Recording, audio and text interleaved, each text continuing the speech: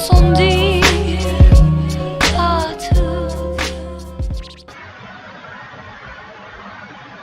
What's going on there, Jerk Faces? It's your boy Andy, and you're watching Nocturnal Transmissions, brought to you by the Circle of Jerks podcast. It's a weekly live stream where we talk about news, current events. Lately it's been a forum for more esoteric ideas, as well as our movie review. Tonight we'll be starting a new theme. I know we missed last week, which also happened to coincide with 4th of July, but that this time it was on me because I went out of town with my family. And I'll get into that. I'll get into my escapades a little bit later. But yeah, we'll be getting into our new theme for this month, and that's submarine movies. So we're gonna be reviewing all the great submarine films. And tonight we'll be starting off with an oldie but a goodie, Silent Run, starring Clark Gable and Burt Lancaster, and a very young Don Rickles. Is his film debut. Oh, is it now? Okay, yeah, because I knew Don Rickles was I know he acted, but I know Don Rickles more as a comedian. Right. This was his film debut. This is his. Oh, okay, for sure. Debut. For sure. Yeah, so something to look forward to. With me as ever is the homeboy Rob. What's going on, everybody? Good to be back. Good to be back. Yeah, I know. I'm sorry. What? You know me. I sit at a blank screen. When I know. You just sit there until Tuesday, and then you come alive. But yeah, just a few housekeeping notes. We know. Last week, 2 weeks ago, I should say, the stream did fail us towards the end, and despite our best efforts, we weren't able to get it up and going again. So we will be rounding out our social network review because the stream kind of died towards the end of that. So we'll just we'll give our last thoughts and then our rating, and we'll move on from there. But before we do, as we customarily do, we'll do a little catch up. I guess I'll go first since I mentioned it that go for it, buddy. Yeah, that that I went out of town for the 4th of July weekend. My family and I went. I guess you could call it glamping. Because my cousin, she rented out a cabin or Airbnb for the weekend, and but we did still do some outdoorsy things. Like me, my dad, an uncle, and a cousin. We went fishing, as well as we'd had a family hiking trip or hike. We went on a family hike, in Yosemite, because we were relatively close to Yosemite, so we decided to make a day of it and head out over, and we did a quick hike there. It was good, just spending time with family, catching up, just reinforcing those familial bonds, as it were. I did do a little fishing. Actually, at a lake called Bass Lake, which those of you who are 80s films junkie might recognize that name because Bass Lake is where they filmed the John Candy, Dan Aykroyd movie Great Outdoors. Oh, really? Yeah, a lot of the outdoor lake stuff and some one lodge or whatever in that lake town. I believe the interior they used for a scene. I forget which. But okay. So you were at where they filmed this movie. That's awesome. Yeah. Did you catch anything? I did. As I mentioned, I did go fishing, and I caught a baby bass about 4 or 5 inches. That's not too bad. Yeah, it wasn't a keeper, for sure. But and it just so happens I was the only one in my family to catch anything. So Well, hey, you got bragging rights. You did. So you don't actually have to say the size. You just say, "I caught the biggest fish." Yeah, there you go. Yeah, That's all there you have go. to say. Yeah. Classic And over fish story. the years, that fish is going to grow in size. So, I know. Eventually, right now it it's will 4 be a or 5 keeper. inches, but like 5 years from now, that's like it was about a 2-footer. Right. Classic fish story. Classic fish story.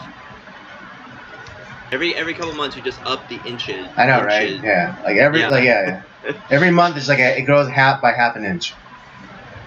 There you go. Perfect.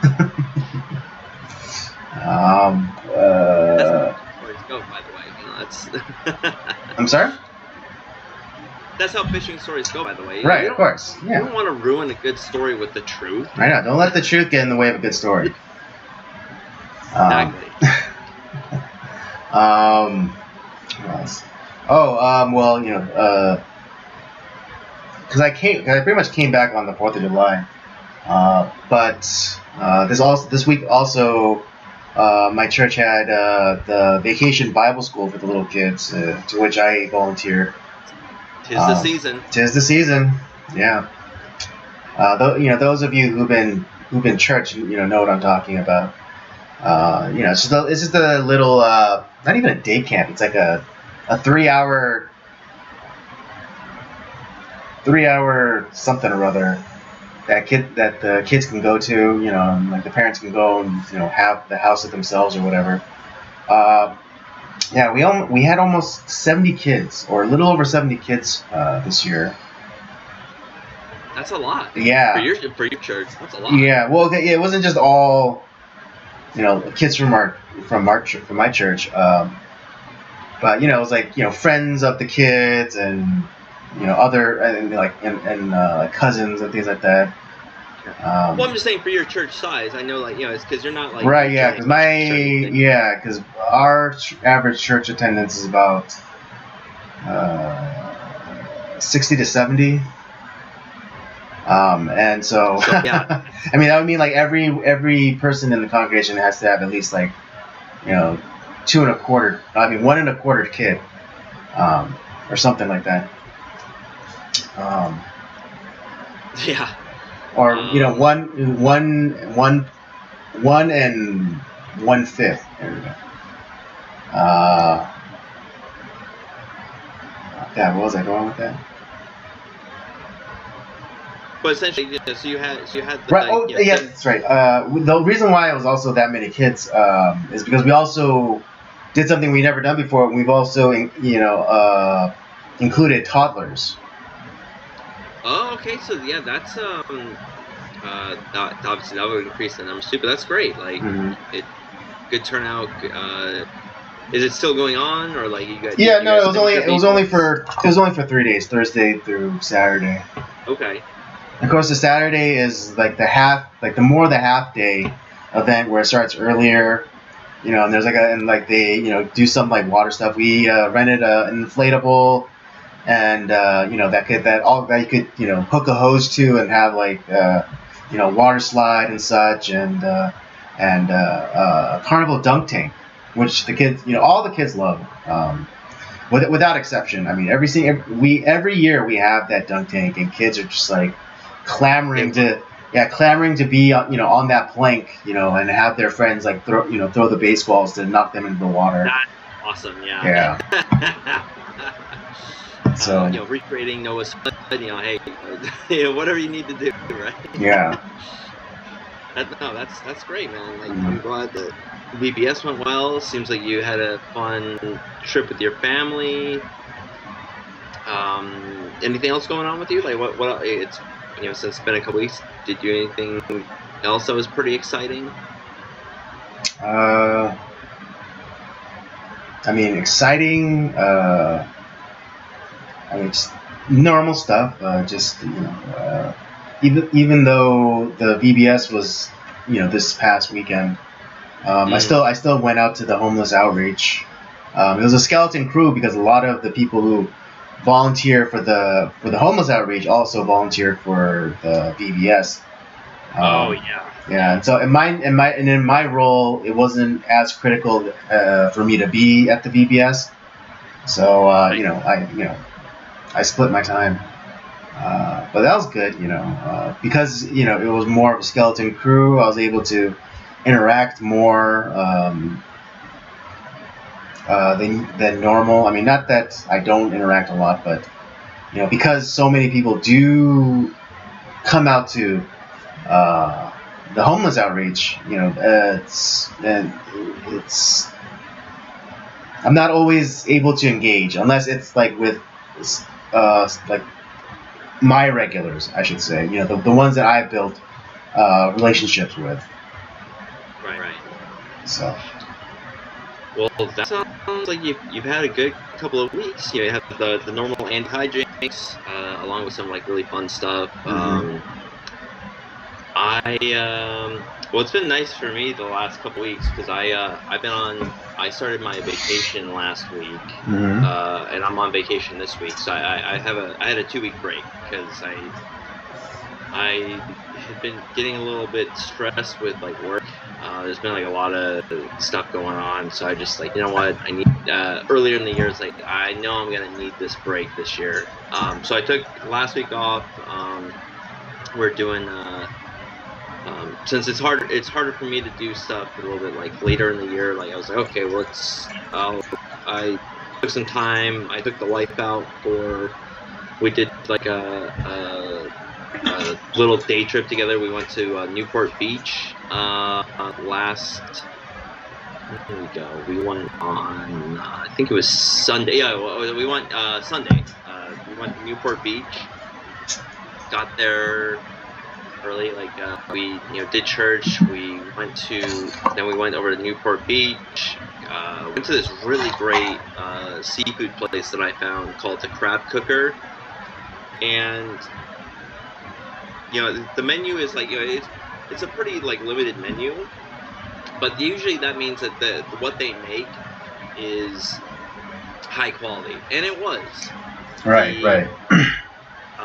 And like because we got there before they opened, because they opened up like around 11 o'clock, and so already people were lining up. It's like, well, that's a good sign. Like you already have like there was like probably like another like 8 people that were there like when we got there. So I was like, okay, that's a good sign that this is not a place that people don't frequent. But yeah, we got some really, really good clam chowder. Their fried calamari I think that's the best I've ever had as far as fried calamari goes. Really? The batter was light. It wasn't rubbery. It was cooked to perfection. It was really good. That's actually saying something, because I mean, I love calamari, but yeah, sometimes it's just like almost indistinguishable. It's easy to mess up, like because not even that, but just like every restaurant seems to just do it the same way, and so there is like, to me, taste wise, there's hardly a variation from one seafood or like even like one restaurant to another. But I mean, if you're saying that that you literally tasted a difference, then I think that's saying something. Yeah, so because here the batter doesn't overwhelm you, and yes, they did like cook it. If you were to look at it visually, it's like it's here we go. It's kind of the same deal, but the batter is very light. It's not overwhelming, and you taste the calamari, and it's like that's kind of like what you go for. You want to have the taste of the calamari, and like I said, it wasn't overcooked. It wasn't rubbery. It wasn't any of that. Like it was cooked really well. We got some shrimp and crab cocktail, so that was really good. And then we got like some sort of combination skewer plate that has like coleslaw. It was coleslaw and like some fresh sliced tomatoes. And it had cod and shrimp and scallops on there, which was really very well seasoned, tasted great. And I got the soft shell crabs, and of course your favorite. I love soft shell crabs. I can eat those all the time. And these the soft shell crabs at that restaurant that your wife worked out for a little bit. Those were good. Those ones are good too. I like their soft shell crabs but yeah, this one was like definitely. They were. I think the way that I don't know about like a different type of soft shell crab, but like it was a different flavor, but it was still really good.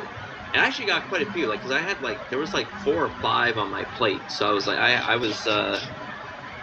was very satisfied with the soft shell crabs, and they had some craft beers there, so I had their craft Hefeweizen beer, which was pretty good.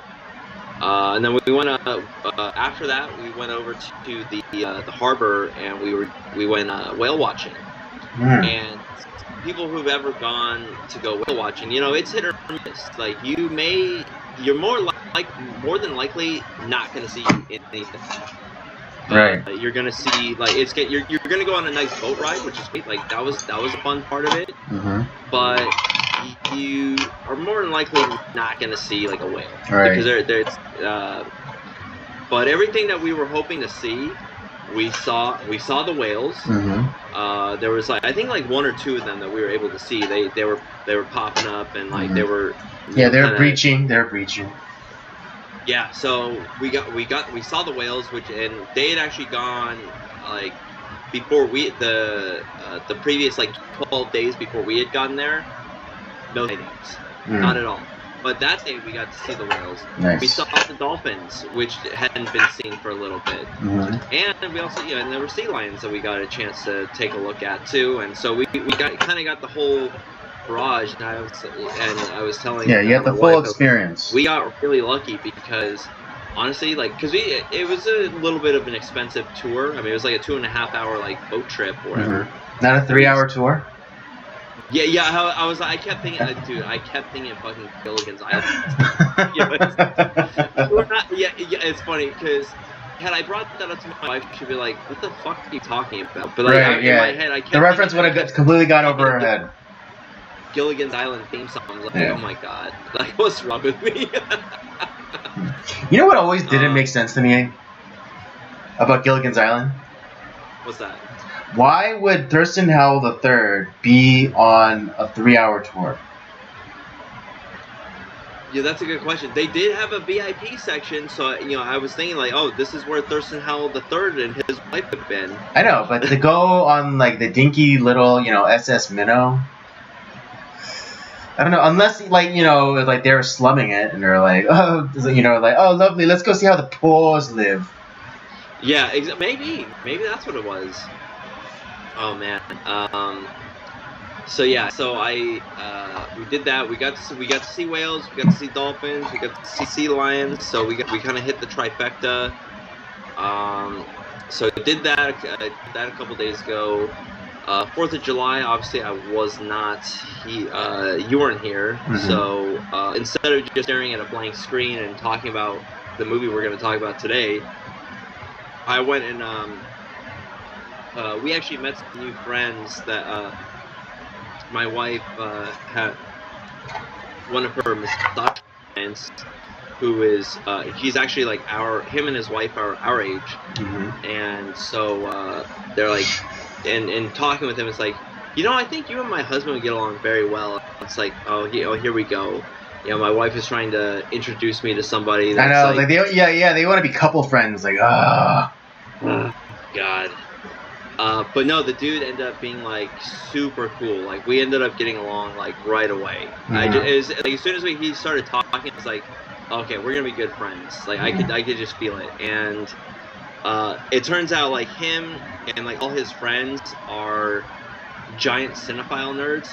And I thought because we talk about movies all the time, right? Yeah. And I'm doing another project, doing stuff with movies. And so I'm studying about movies. I'm watching movies. I'm studying about movies and all this stuff.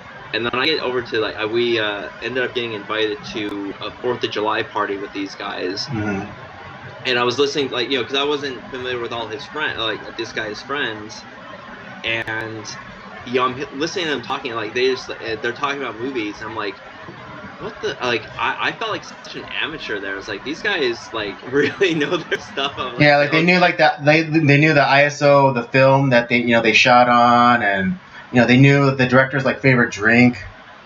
yeah, it's just like it's stuff. I was like, fuck, man, I don't know shit about anything. And then I even said, I was like, dude, guys, I feel like such an amateur in this conversation. I don't know anything. Like, I love film, but I'm not like I feel like a fraud. It's like, but yeah, no, it was just a really cool party. We were just hanging out talking about movies. Brought our it was a lot of these people have dogs and stuff like that, so we brought our dog, and our dog is the only one that is just, my dog is kind of cowardly. It's kind of like fireworks have been popping off all like the last couple weeks, and she gets scared shitless over that. So at the party, she ran, like all the other dogs are just like, whatever, no problem. Our dog was like cowering in like a corner, like just kind of like sitting by herself. Like, oh no, I felt so bad for our dog. But then, I brought the dog closer to me, and she's kind of shaking, shivering, like, being scared.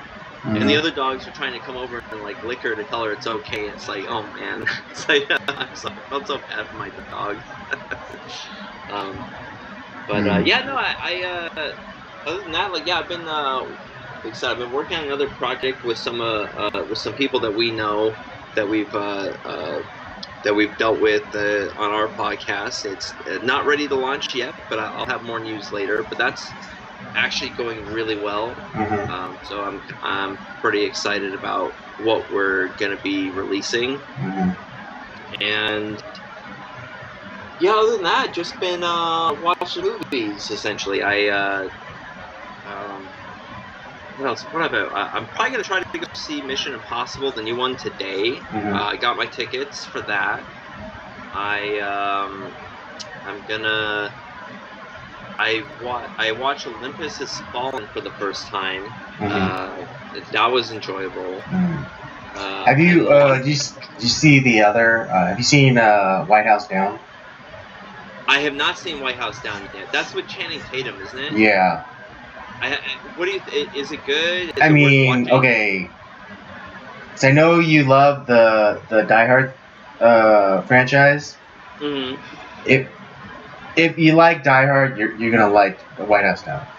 Oh shit! Okay, I'm gonna add that to the list, because I obviously, like, when I was watching Olympus Has Fallen, it suggested White House Down. So yeah, I mean, because both those movies came out about the same time. Yeah, it's kind of like the whole what is it? Deep Impact versus like Armageddon sort of situations. That's exactly what I was thinking of, because one of those movies is good, the other is not so good. It's kind of similar with Tombstone and Wyatt Earp. Right. It's like, one of those movies is. Okay. Out of the two, Deep Impact and Armageddon, which one is your favorite? Armageddon. Okay. I'm not a monster, Andy. I don't know. There's some apologists for Deep Impact, and just being completely honest, I haven't seen Deep Impact, so I really don't have an opinion whatsoever. But I love Armageddon. Okay. No, and even though my friend tried to ruin it for me by telling me that at the time of filming, even though Bruce Willis and Liv Tyler were dating, and so even though they're supposed to be playing father-daughter, they were shtipping. No, they weren't. Oh my god. I did not know that. I know. It's like, yeah, my friend tried to take this movie from me, or at least the enjoyment of this movie from me. I was like, I'm not having it. I don't care. Oh, man, I'm so glad I didn't hear that news before I watched the movie. Jesus. I know, it totally ruined it. What? But I don't care. Like, I watch it and I'm just like, yeah, every year, when it's my time for my annual tier, I put that in and I have at it. Oh my goodness. Other than that scene, between the Bruce Willis and Liv Tyler's character, the scene with when Ben Affleck, when it's his time to die, but then Bruce Willis takes his place. That's a tearjerker too. I mean, come on. It really is. Like I said, Armageddon to me, it's a great. There's a lot of shit that doesn't make any fucking sense in that movie, but Right. you don't care. It's because it's you. You like the characters, the action is great, and you're there to have a good time, and you do. Deep Impact, which is funny. They're not copying each other. It just so happened that they came out around the same time. Yeah. And it's like, well, it just doesn't have the same like oomph to as like Armageddon does. Right. Right. 'Cause I think. Well, I mean, I'm not 100% because again, I haven't seen it, but from what I've learned about Deep Impact, I think the thing that hurts it is it follows too many characters. Mm. And so you're seeing the calamity through a bunch of different perspectives. Like, someone in the government, someone in the media, someone, so just some everyday kid, So it's you don't get to really invest in anybody. At least that's the feeling that I'm getting just from watching people like videos on like essays like defending the Deep Impact and what I and some of the criticisms that I've watched in other video essays. That actually, now that I'm thinking, honestly, that might be a fun, like if we did like one of our shorter months or something like that, we should, or what we could do is for like one of our theme months, we could do a series of like those films that like kind of came out like right around the same time period. Like we could do like Armageddon, Deep Impact, and like review those and see like which one we think is better. Yeah. I think there's also, what was it, like Dante's Peak.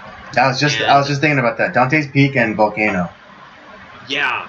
Okay. I think that might be a fun month to do at some point. Like, yeah. I don't know what I would call it yet, but like it's dueling movies. Oh wait! Oh, there we go. Dueling movies month. Yeah. And it's not a movie about duels. Yeah. I mean, yeah. I mean, it's kind of similar to like Who Wore It Better month that we did that a ways back. That's but... like remakes and shit. True. But, yeah, because these are more about like similar premises as opposed to maybe Who's Remembered Better.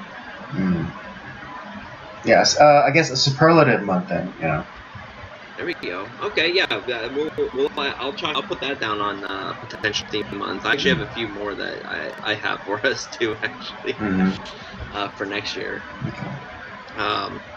But yeah, I like the Olympus Has Fallen. I'm gonna, based off of your suggestion, I'm gonna check out White House Down.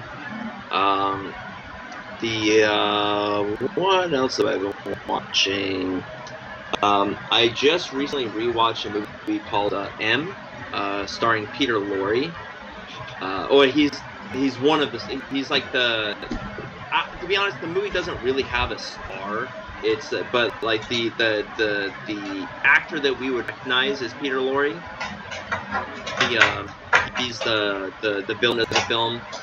He's a serial killer who goes after children, and both the police and the town and a group of three. There's the underworld, there's the town, and police are all like wanting to get this guy because he's ruining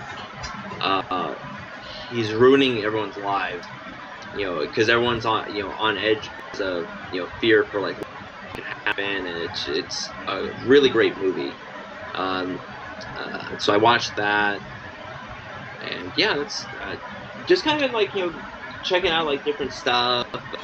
Been watching some Stallone films. I've been watching some old shit. Actually introduced some people to Yojimbo for the first time who had never even they didn't even know who Kurosawa was, and which I was like, oh, how dare they? How dare they? Well, no, but that's the thing. But see, the thing is, I'm actually kind of happy when I meet people who've like never even heard of who Kurosawa is or Toshifune. Like, for people like us, we even before we had heard of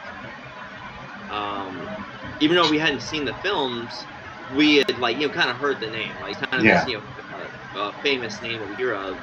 And obviously, when we see it, it's like, oh yeah, I can see like why this movie's fucking awesome.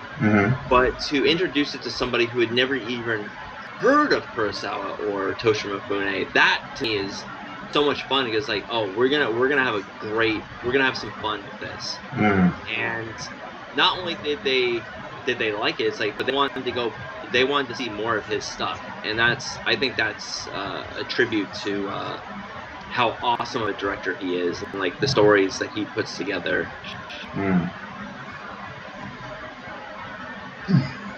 But that's been pretty much testing my body, playing some games, watching movies, taking my wife out to some places, meeting some new people. But ultimately, my life is boring without you, Andy. Don't you forget it. Okay. All right. Anyway, since we are now, let's get to our housekeeping real quick. Yeah. Let's get to our housekeeping, and that is Social Network. Actually, you know what?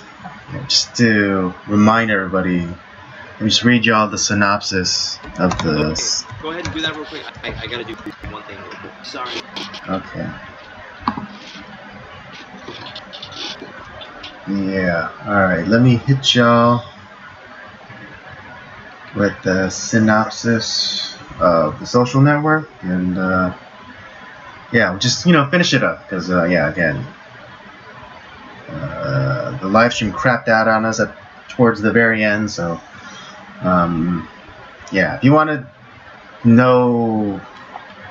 refresher, go back to 2 weeks ago stream, and just catch the last little bit of it. In 2000, here's a synopsis. In 2003, Harvard undergrad and computer genius Mark Zuckerberg begins to work on a new concept that eventually turns into the global social network known as Facebook. 6 years later, he is one of the youngest billionaires ever.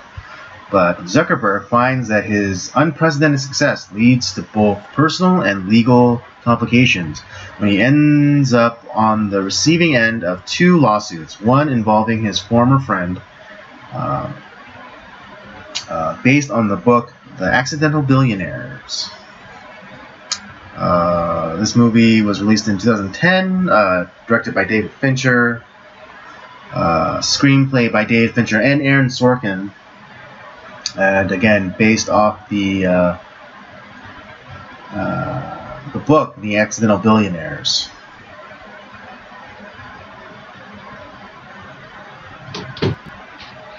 But Andy, like, since we're kind of finished up like our final thoughts on the Social Network, what are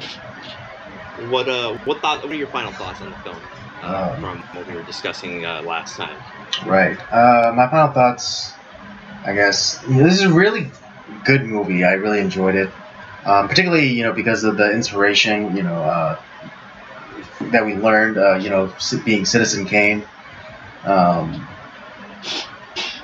thought it was well shot. I thought the dialogue was very well done. I mean, Aaron Sorkin. I mean, as unbearable, as an unbearable leftist goes, that notwithstanding, the man does great dialogue. Can't deny his talent. He might be one of the best writers of dialogue.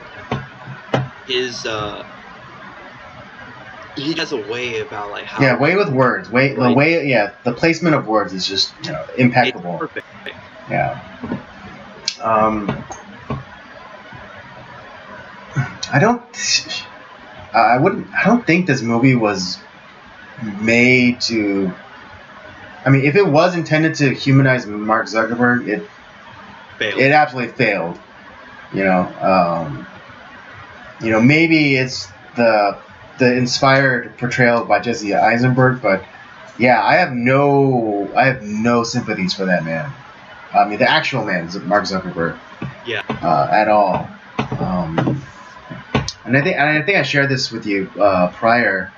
But yeah, at the last scene where he's like, just hanging out in the law office, and he's basically stalking his ex.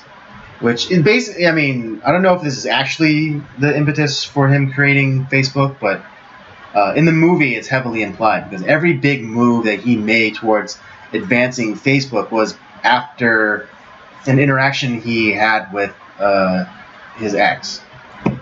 I think it's like a little bit like played up in the movie or whatever. Yeah, exactly. So there's, it's kind of like where it's mostly a true story, but like, there's obviously stuff that's changed for dramatic purposes. Right. You got to give your character a reason to have some sort of struggle, right? Or like right. The main character needs an impetus to move.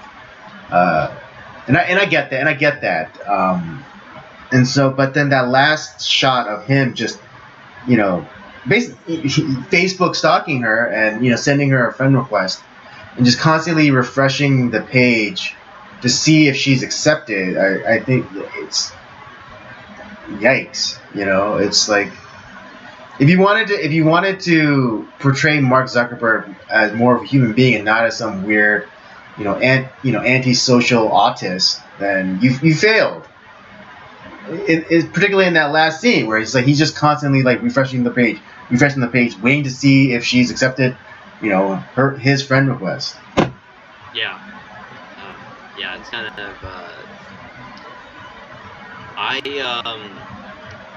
When I think about this film, my final thoughts on it are. When I saw it in theaters when it came out, I was like, I know people were like raving about it, and I was like, I didn't get it exactly. Mm-hmm. I was like, oh, it's okay. I didn't feel like I wasted my money, but I was like, yeah, it's whatever, it's fine. Mm-hmm. Didn't really think about it too much, and but as time has gone on, some people like this is like their favorite film. Like that, which is, I was like, really? Like that? What's so special about it to you? And then I've heard more and more people talk about it, and it's great because of this. And I actually listened to one of the podcasts I listened to. They don't just it's not a movie review podcast per se. Like they do more than that. They're going through and like they're breaking down the film. They're teaching you about film, how scenes are created, and stuff like that. So it's more than just like like what we do, right? And when I was listening to one of the guys that was one of their guests they brought on, and he brought up the point of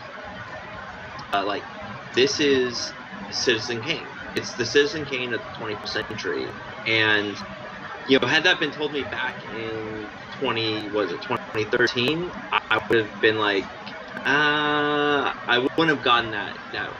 I wouldn't have understood that. But now that we've talked about Citizen Kane, I've watched that movie a bunch of times, and seeing like how influential that movie has become, and when and then hearing that, and then watching this film again, I was like, oh my god, that person's right. This is Citizen Kane. It's not like a shot. It's thematically, it's Citizen Kane. Like the way, with certain characters and how the story is told, and you have this kind of a guy who, it creates this giant media empire, and it ends up I don't know if he was already kind of a dick to begin with, but he became an even bigger dick, because of the influence and power that this empire created for him. Mm-hmm. So I was like, now I see why this film is considered so highly in people's eyes, and it's the exact opposite of me, with when we did American Beauty, how we both really liked it when that came out, but we got older and we watched it again, we're like, wow, this film is really not very good. Or as far as it's not that it's a poorly directed film or a poorly shot film, but the substance behind the film is actually really terrible, and so we didn't end up liking it. This film, however, I went from kind of being I'm kind of meh about it. Now I'm like, okay, this film is really good, and I think more people should. A good double feature would be to watch Citizen Kane and then watch this. Yeah, of course, only if you have the time. Yeah, I think my favorite scene is the boat race scene. Yeah. That was just like well done. I mean, like music and everything, and even at the end when like they lost and like what is it? Like you had a European royal just like rub it in their faces. It's like, can you believe how You know, it's like can you believe how close that was? I never seen a race that close. That was so close. You know, just fuck you, man. Oh, yeah.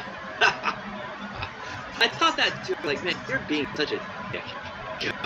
I mean, those guys, the Winklevoss, you know, the Winklevoss twins. Like, it's like they're kind of assholes too. But like, it's like, but it's just like that guy was.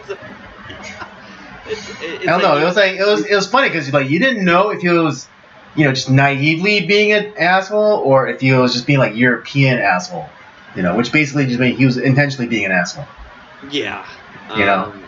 But yeah, no, that's a great scene. Yeah. Oh yeah. And kudos to Armie Hammer for playing twins. Right, and so the guy, his body there. So obviously, Armie Hammer is one person. He's not. It's not. There's no twins there. So there's a guy. Initially, they had hired another guy that was going to be, you know, playing the other brother. Mm-hmm. But then they loved Armie Hammer's like kind of look and his the way that he did things. I mean, I'm not saying that he looks exactly like the Winklevoss twins, but there's a resemblance where like if you like look at him really quickly, you would think that Armie Hammer could be like a Winklevoss. Yeah, it's just more of like they like that. It wasn't necessarily like the look, but it was more of like what he was doing on camera as far as like, you know, the acting work. Mm-hmm. They liked what Armie Hammer was doing, and so they asked the other actor that they had hired to play the brother. He's like, "Hey, would you be okay with us?" And so this is actually the first one of the first movies that kind of did that, where they did the face replacement. Yeah, so like, and he was like, "Yeah, of course, that's fine with me." And it's like, I'm still in the movie, right? It's like, yeah, and so they end up giving so you see that actor in other places in the movie, mm-hmm. but yeah, he's like, but he's still like, so it is two people, but it is Armie Hammer doing all the acting, mm-hmm. essentially, as far as like the dialogue, right? Which is and like, but when you watch that movie, if you didn't know that, like, you would think that you can't tell at all. Right. Yeah, and then that's just a testament to how far we progressed in special effects stuff, because one of the first times they attempted a face swap, at least from as far as I know, is let me take that back. One of the first times they attempted and succeeded in a face swap, in my opinion, is Jurassic Park. In the scene where, you know, they're in the control room and the raptors are coming through the ceiling, and the little girl character, what is it? I don't remember her name. But the raptor came and you know, directly under her, and then she almost fell down, but she was able to hold on. And it was an accident, but the stunt double accidentally looked up, and you could see that it wasn't, you know, the little girl. And so in post, they went back in and superimposed the little girl actress's face on the stunt double's face. Really? Yeah. Oh. And that was digitally. They digitally superimposed the little girl actress's face onto the stunt woman's body. Hey, I never noticed that. Yeah, because the limited usage of the CGI is what makes Jurassic Park so like stand up to today's standards. It's because of how minimally they used it. Yeah, that's fucking great. I would have never noticed that. And like, but this film, I had no idea. I would assume that, like, you know, they got twins for the role. I mean, right. But I mean, again, a testament to how far that technology has gotten to now, where you could do like full scenes, you know, with, you know, just replace the face. Yeah, the only other film that, like, and now I haven't seen it, but like I've heard Nicolas Cage talk about this was Adaptation. Mm-hmm. Yeah, and like so he's playing like he's playing twins, like, Right. and I guess it's like a somewhat I think it's like a real story, Mm-hmm. and but yeah, like that's like another film like it's kind of the same thing, but I think I don't know if they did like a with like a body double or if it was like one of those like kind of like mirror shots that they do, like so it's like where Right. They did like one scene. He does it as one twin, and the other scene he comes back and does the scene again yeah, as the and they other. kind of split they split the image Yeah. like from in the scene. Mm-hmm. I don't know if it was quite like that. Right. Because that's what they did for like what the Parent Trap. Like Yeah, that, yeah. The late '90s, early 2000s one with Lindsay Lohan. even with the original back in like the '60s, I believe. Oh yeah, with Haley Mills. Yeah. But yeah, it's like this film is brilliant. Like it's so well done. It's well acted. It's well written. It's a great movie. It is really well done. Mm-hmm. So what would you rate this, Andy? Yeah, that's.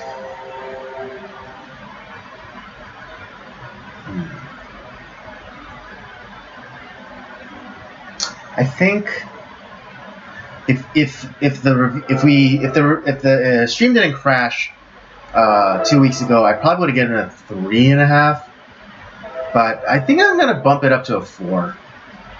Okay, all right. Yeah, I mean. You've had more time to think about it. Yeah, I had more time to think about it, and yeah, I mean, it's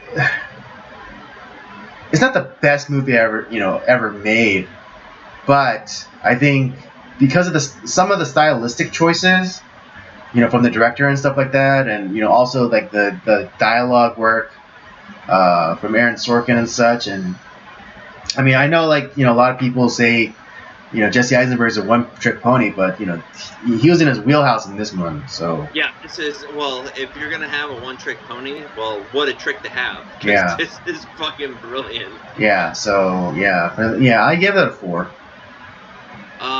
So I forget what your rating was for Citizen Kane. Like, do you It was pretty high. I think I gave it a 4 also. You gave it a 4 as well. Now, of those 4s, which one do you think is better for you? I mean, are you like you're probably gonna be like more like me, where you probably like Citizen Kane more than this, right? Or are you the other way around, which is also fine.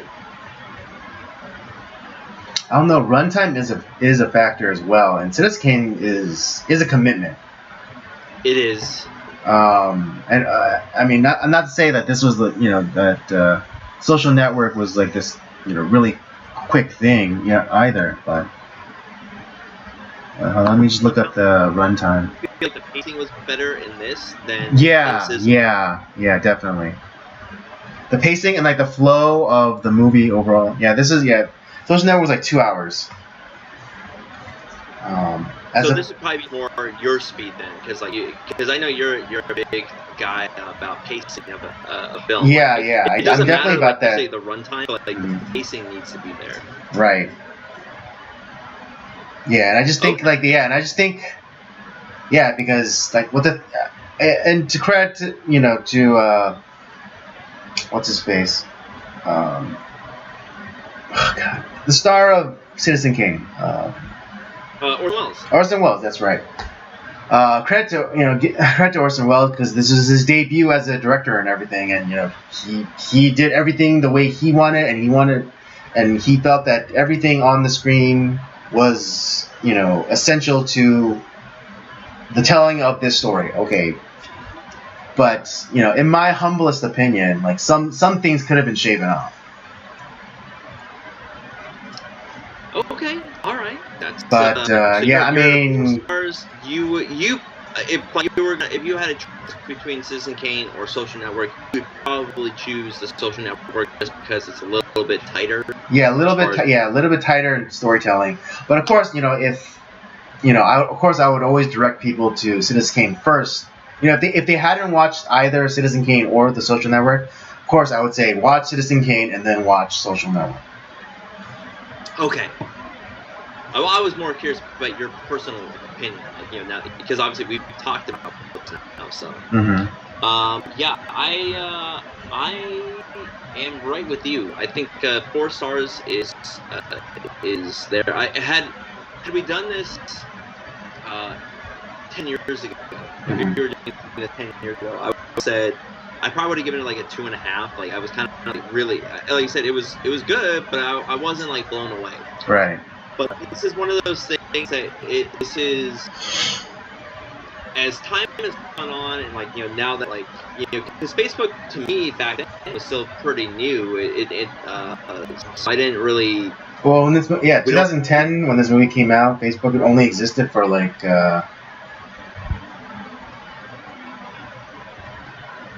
since like 2003, so about 7 years. Yeah, so it's when it comes to like, and we've had much more exposure from Mark Zuckerberg and like the type of person he is. Yeah, and just like the revelations about data mining and selling personal data off to companies and things like that. Yeah, so it's like we had more time to really stew upon Facebook, Mark Zuckerberg, and like this movie as a whole, just like how well it's like when you start like kind of picking it apart, it's like, oh, this is actually really interesting how they did this. Oh, that's good writing. Oh, this kind of and like I said, once I heard that it's like this is the 21st century Citizen Kane, I was like, it just clicked in my head. It's like, oh my god, it is. Oh my god, it's like this is a really brilliant way to like you're not copying Citizen Kane.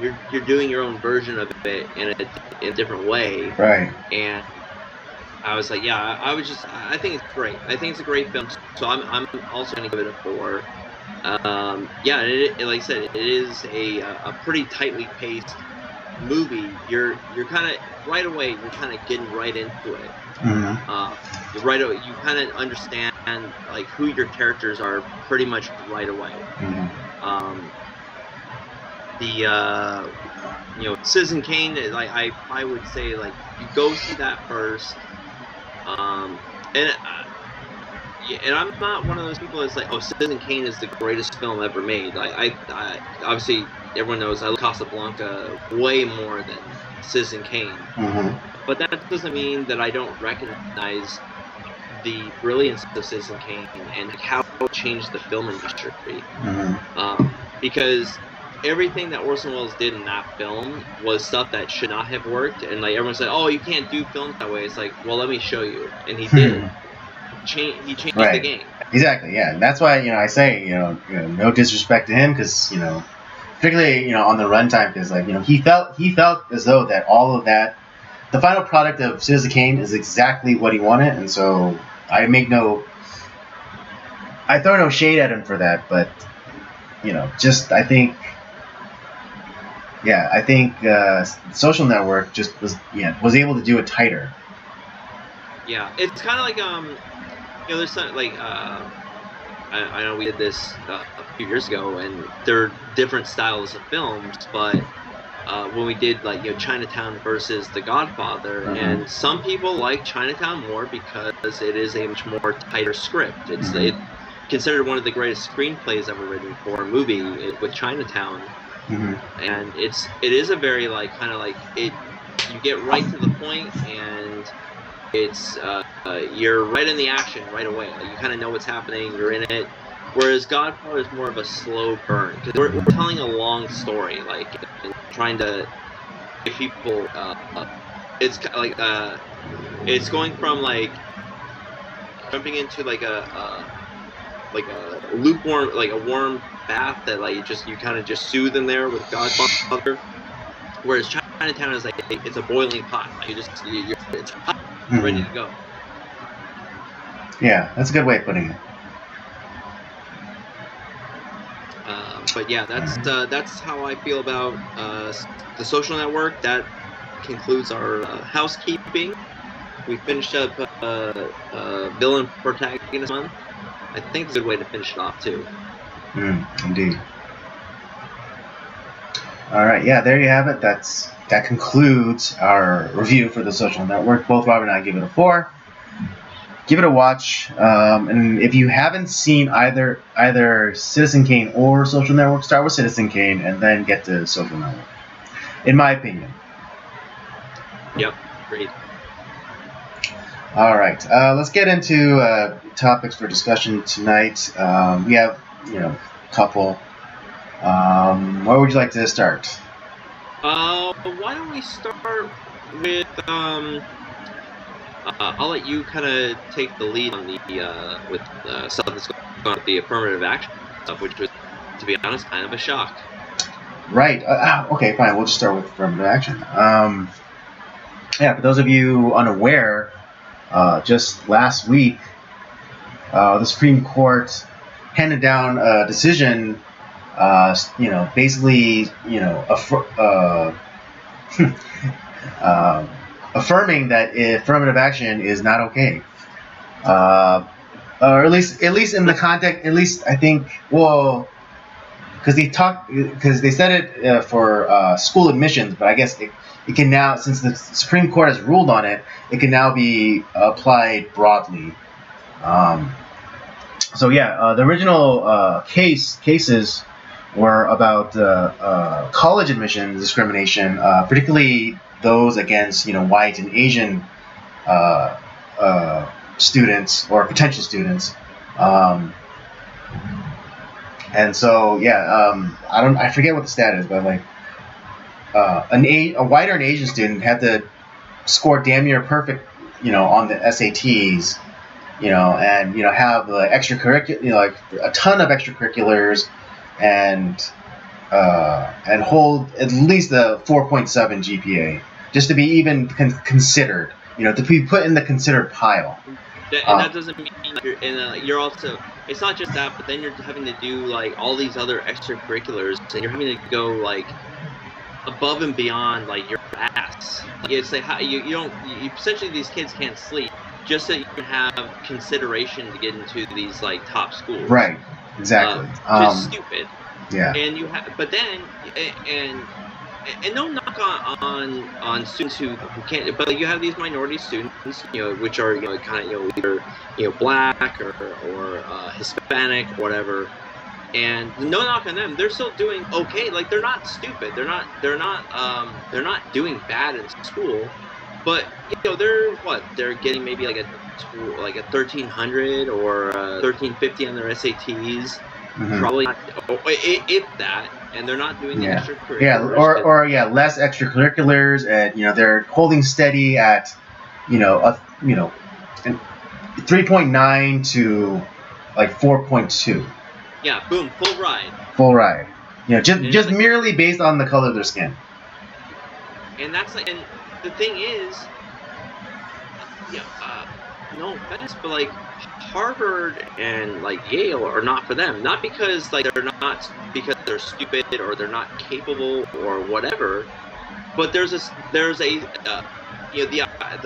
least it's gone way down obviously now. But like back in the day, those names meant something, and like it was a certain.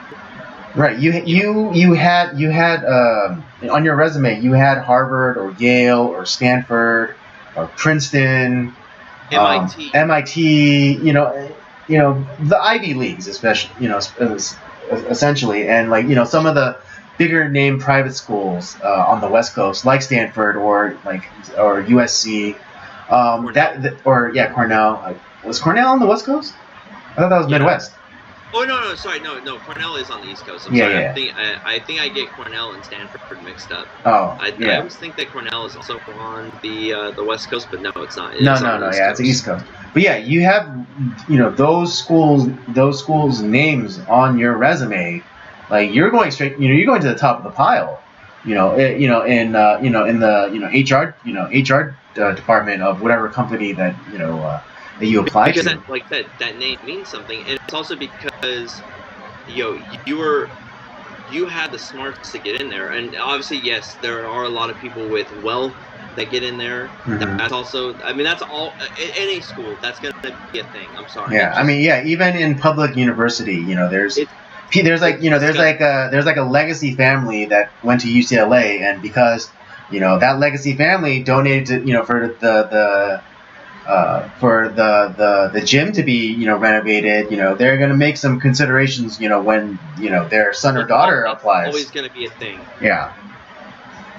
But there are people who don't come from means, but they have the smarts to get in there. And when they graduate, it's like you can there was a time like where you could essentially like you have your pick of things, like, oh, you're a Harvard graduate, okay, well, let's get yes, would you like to bang my daughter? Whatever. It's like at the very least, it's gonna get your foot in the door. You're gonna be considered. You're gonna be at the top of the consideration list for whatever job you want. And that doesn't mean that. And there's what happens is that those schools have different academic requirements than, let's say, like your state school, or kind of like more of a public university. And that doesn't mean that like those schools you're not having to try hard, or that you can be a dummy to get pass these classes.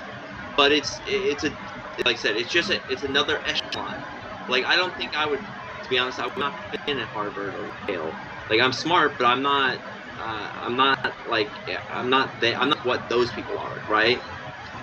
And so, let's say like I had a different skin color. I was a minority, and I got with like my SAT scores and like what I did, and I got a full ride. I would fail, and so what would happen is these kids would get in based off of affirmative action. They're still having to meet those standards, and they fail. So they lose their scholarship, they lose their confidence, and it's like, oh well, now maybe we need to change our standards because so we keep our quota up or whatever. It's like, no, you don't have to change your standards. It's just like it's maybe it should be merit based, like, and how to get into school. Okay, like there's limited spots, and right. I mean, well, because let's look at something that's non-academic. Let's talk about the NFL. Like there's no affirmative action for NFL players. Like you have to do like a 540 whatever you have to be able to perform. Otherwise, you're not on the team. There's no there's no paraplegic person going out to like tryouts and be like, and the NFL is like, oh yeah, okay, we're definitely gonna take him. There's no fucking Rudy in the NFL. I'm sorry. Exactly, I know. Like everyone points like, oh, about Rudy. It's like, yeah, the exception doesn't make the rule, idiot. It's like saying let's say like we lived in Arizona, and then it was like a hot day. It's like, or it's been a while since it's rained. It's like, man, it never rains here. And someone pops up. It's like, that's not true. It rained. It rained for 2 days. Last December, and just like, okay, but it's not raining now, or nor has it rained since that December. Last year. Exactly. The exception doesn't make the rule.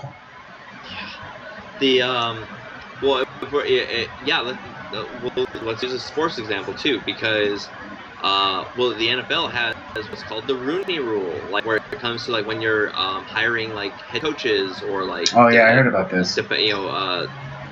Your head personnel, like, oh, we need to make sure that we have a minority that's interviewed as well. It's like, well, maybe that person's not good enough. Like, because here's the thing. Well, wait. Is it that they at least get the interview, or is it more of a likely chance that they get hired? No, it's like they have to at least be interviewed. Now some are fighting like for them, like they have to be hired, but like that hasn't come about just yet. Okay, yeah. That's what because I did hear about this, but I wasn't sure if they were like saying like they needed basically. They were basically ensuring the opportunity, or whether they're guaranteeing the position. Yeah, it's not right now. It's not a guaranteed position. But right. Okay. So it's merely the opportunity. It's merely the opportunity. And well, one, the NFL actually does have a lot of black head coaches, and some of them are very good. And like, what happens, like, there's some of them that are just like, one of the greatest head coaches of all time was a black man. He was on Tampa Bay and the Indianapolis Colts. That's Tony Dungy. He's a black man, and he was one of the greatest coaches ever. He revolutionized the sport of football. Like, he was a brilliant guy. And no one, but like, everyone's like, because one thing actually, like, no one really talked about his freaking race, because like no one cared, because he was good. Yes, he was winning when games. You're job, everyone hates you. It doesn't matter if you're white, black, or brown. It's like you're the reason our team's fucking losing. You can't. Our GM can't get guys that like are good enough, and our coach can't get them to motivated to fucking play the game, like, or at least they try. Like, yeah, our team might be bad, but at least fucking try. And it's like, it doesn't matter. It's about it. The team owners care about profits, and they want the best person for the job.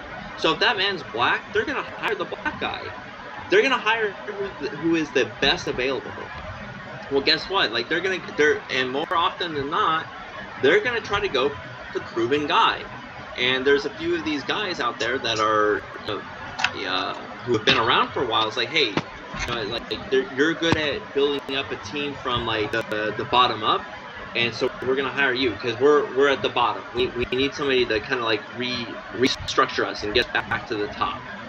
There's other guys that are, they're not good at like building from the bottom up. They're good at like, kind of maintaining the status quo. Like, we're a playoff contender, keep us there. See if you can get us better than just being a playoff contender. And there's those type of coaches. And then there's those type of coaches that, they're good at like starting a team from the bottom, building them to a championship contender, and then keeping them there. Like, Bill Belichick is one of those guys. Like, he got the Patriots he created a dynasty in that team. Whereas, like, there's a whole lot of these other black coaches who are very good. Like, like your right, yeah. Yeah, Bill Belichick. He turned the Patriots into a premier team. Into a premier team. Belichick came. They had 2 Super Bowl appearances that they got blown out in, and other than that, they were terrible.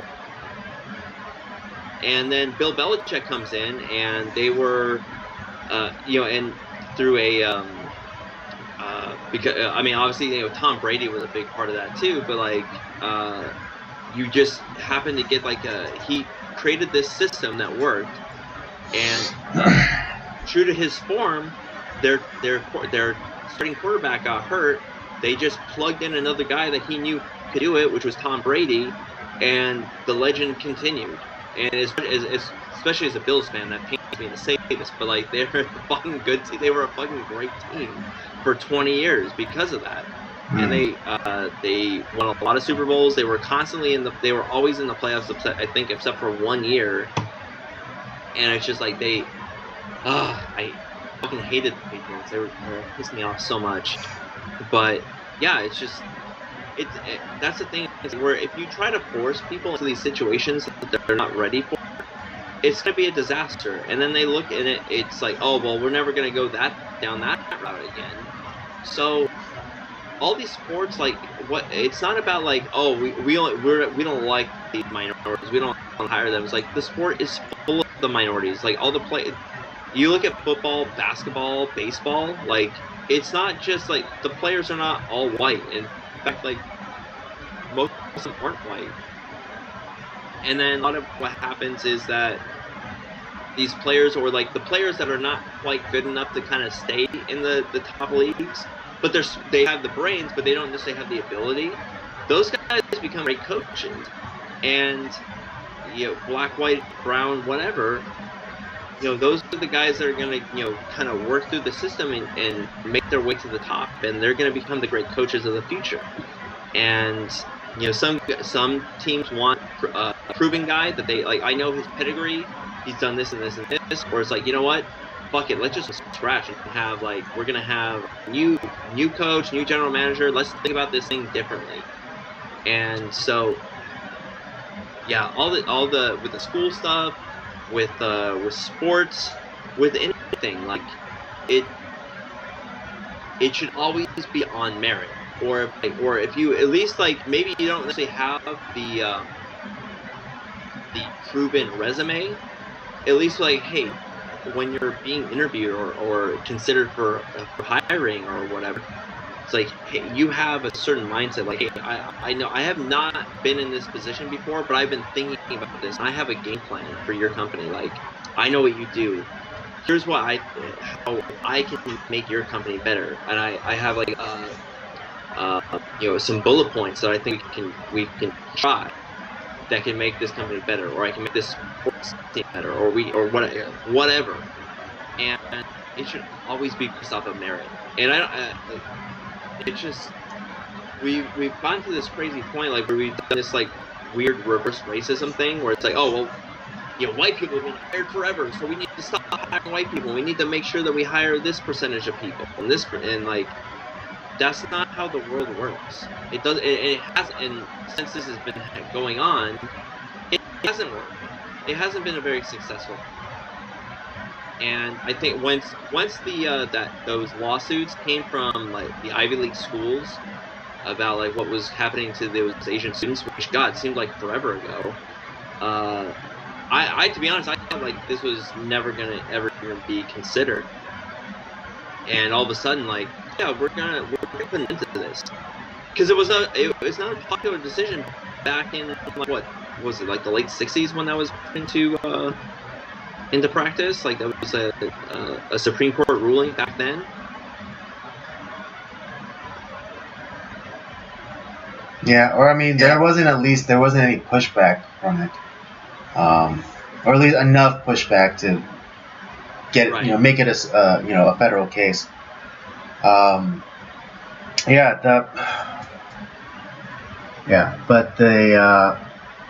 the whole thing about affirmative action, no one ever wants to talk about it or address it, is how it affects the actually qualified individual of that particular group. What if there was a black student or whatever, and they're completely qualified. They had the 4.7. They had all the curriculars. They had all the test scores. They had all of everything you need. To make it in within that higher tier of education, but they're let in based on the color of their skin. How horrible is it to live with that kind of doubt, where you don't know if you got the position because you're qualified, or because because the school or the job is just trying to meet a quota. And so you're forever, gonna be wrestling with that in your mind, thinking like, did I get this job because I'm qualified or because of my skin color? And that's a horrible thing, because there are people who are capable. They're capable black people. They're capable Hispanic people. They're capable people within every ethnic group. Okay, let's just put that out first and foremost. But then to go and put that small kernel of doubt in someone's mind, I think that's horrible. Yeah, it's absolutely just detestable in my opinion. In my opinion. Yeah, because was it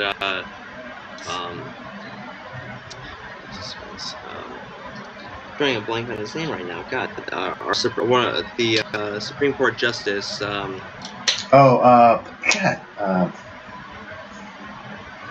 Justice Thomas. Yeah. Clarence Thomas. There you go. Clarence Thomas. Thank you. That's so terrible. Like, I know. Of course, it'd be the black one. Yeah, well, but he talks about this. He's like, yeah, affirmative action is like one of the worst things, like one of the worst decisions we could have come up with, and it's been. And he's talking about how it's hurt his career too, like where people only think that I got certain things not because I was capable, but because I was black. And he's like, that's terrible. Right. I mean, and just like I don't know the inner workings of what is it? The most recent appointee to the Supreme Court, Jumanji. Yeah, Jumanji Brown. Yeah, Jumanji Brown. I really don't mean to be a dick. But she was literally hired based off her skin color and her sex. She's terrible. I mean, in every other way, she could be qualified.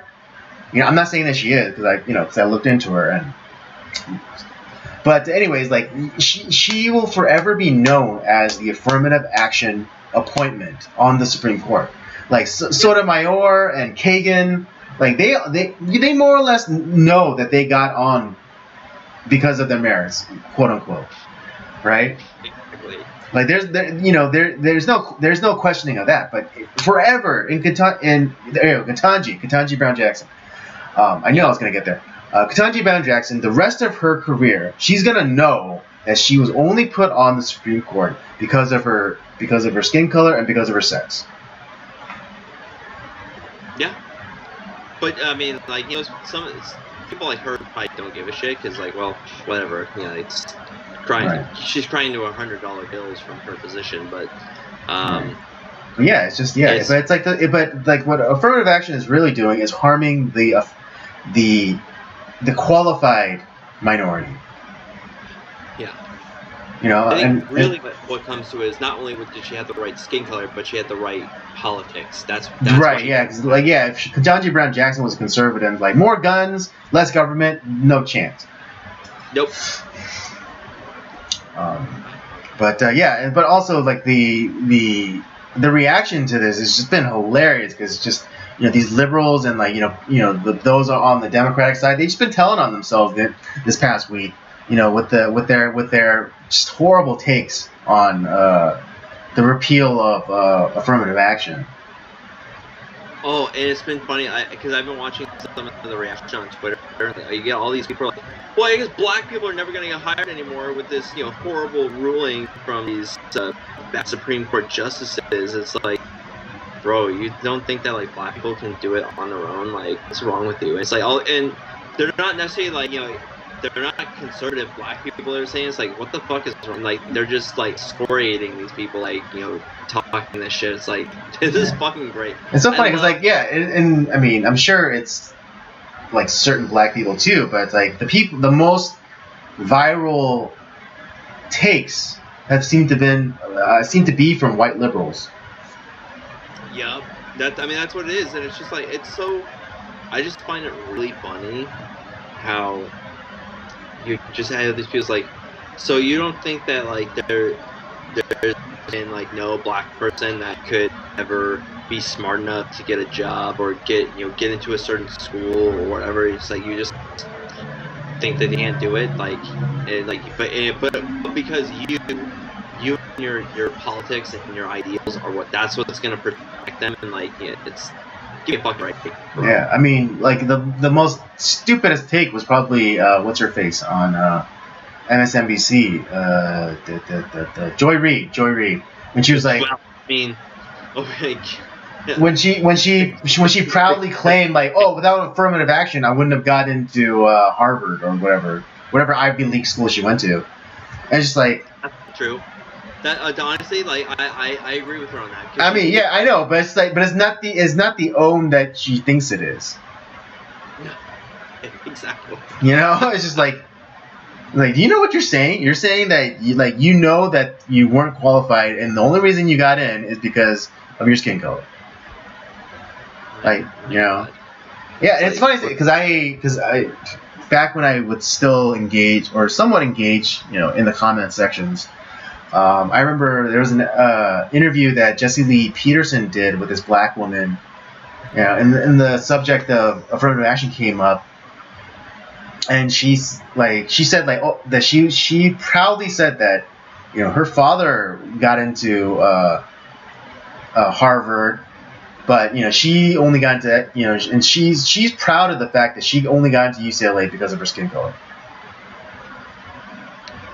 That's horrible. I know, and this is a woman who is the offspring of a man who was able to get into Harvard on his own merits. The people that see, here's the thing: the people that get into stuff that like they work their ass off and got in in their own ability. Those are the people that don't talk that much because like they put their nose to the grindstone and they just get to work. And but like you get these other people who, oh, I'm the first one, or I'm the first this. Oh, look, I did this or that. It's like you don't need to tell everybody what it's like. They're like the dog, just the barking dog.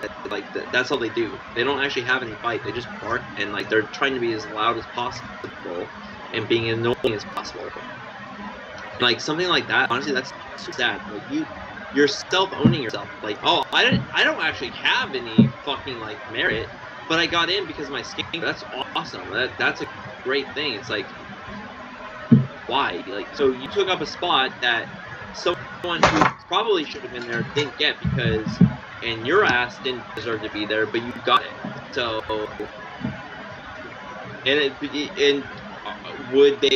are those people any like more grateful that they're like, wow, I got here, and someone else should have been here, but I got here?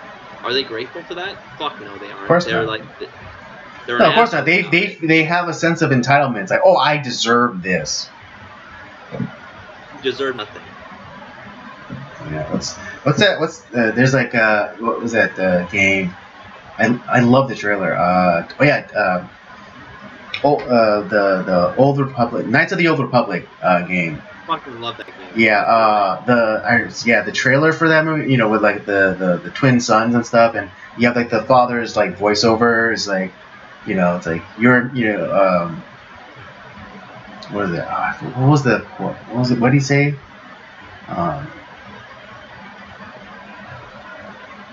I have to look back. I haven't seen that trailer for that game in a while. I know, but I love that trailer. It was so good. But yeah, it's basically like, oh yeah, your entitlements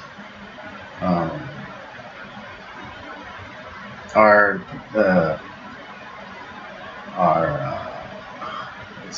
like the battles you win. Basically saying like, you only get what you deserve, or what you win. And so, I think same kind of energy. It's you only deserve what you work for. Yeah, exactly. But yeah, I think that, like I said, this, I don't know, were you expecting this, like, ruling at all? Like, to be honest, I had no hope. I had no hope that this would ever get to the Supreme Court, let alone them overturning it. I have to say that, like, there were a lot of people who I think have been working on this, like, trying to get the Supreme Court to like look at this and to like rule on it. And we're to be honest, we're actually like the fact that the Supreme Court is going back and ruling on things that people have been talking about being like, these are bad rulings that we have just allowed to go on for 50, 60, 70 years. Mm-hmm. So the fact that the Supreme Court now is going back and is like, hey, these things have affected our society in a negative way for so long, we need to like revisit and re-rule on them.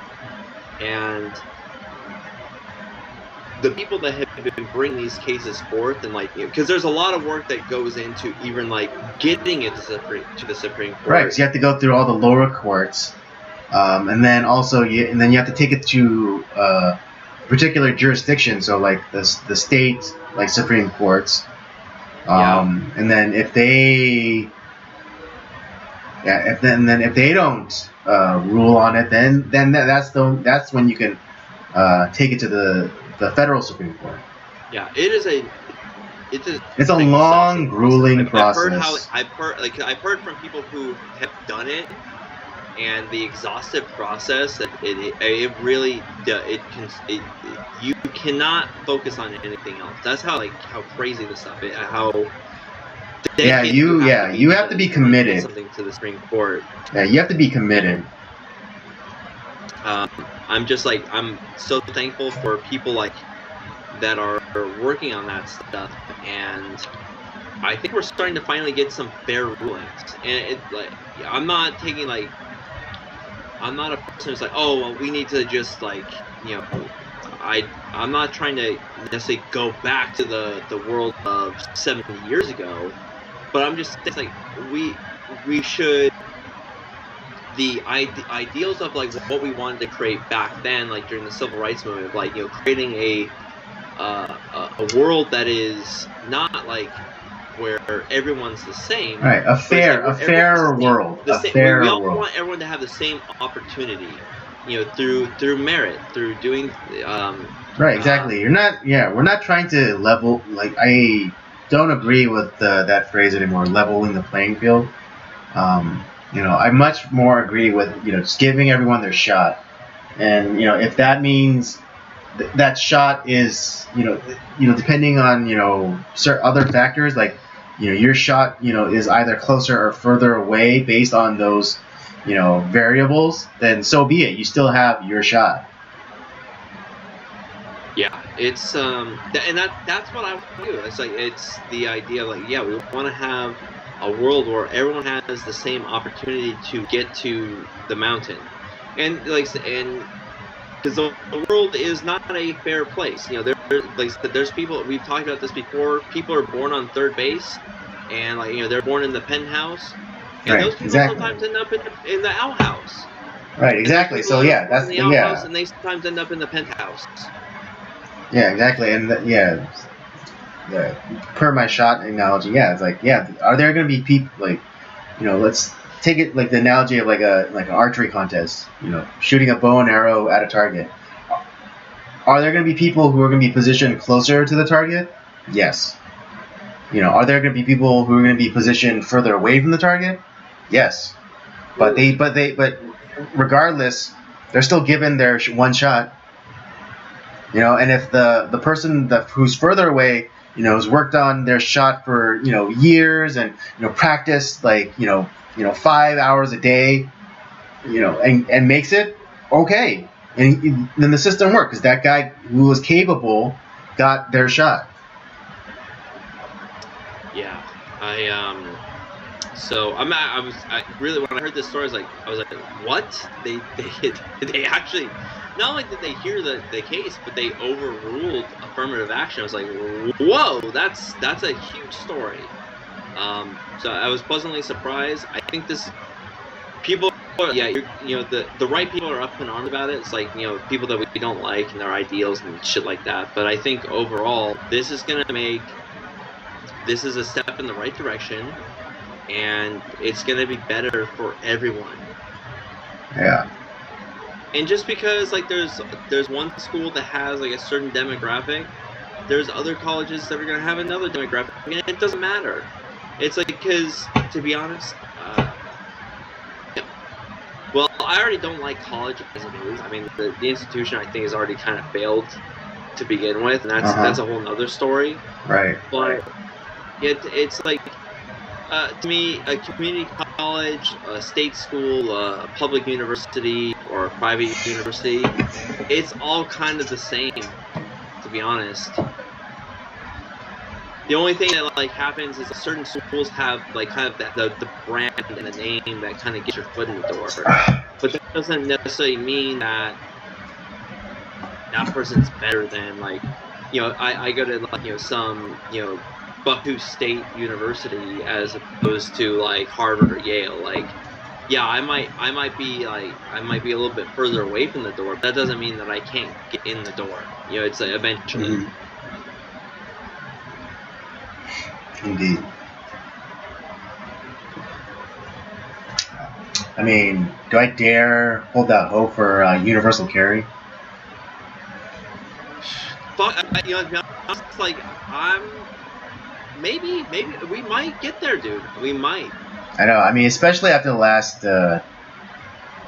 last 3 years, dude. Especially in California, the number of gun sales that at least, and especially first time gun buyers, was skyrocketed. Skyrocketed.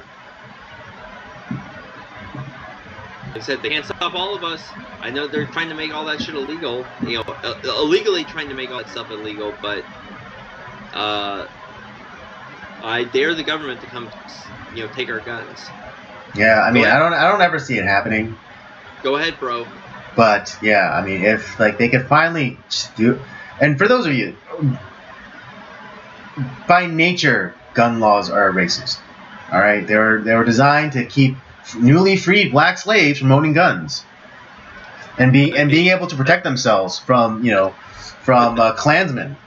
Malcolm X talks about that big time. Yeah. And that's one thing that people don't realize. Like, he was a huge advocate for black people owning guns. Like, it's like, like, if these people if we're not going to be protected, we need to protect ourselves.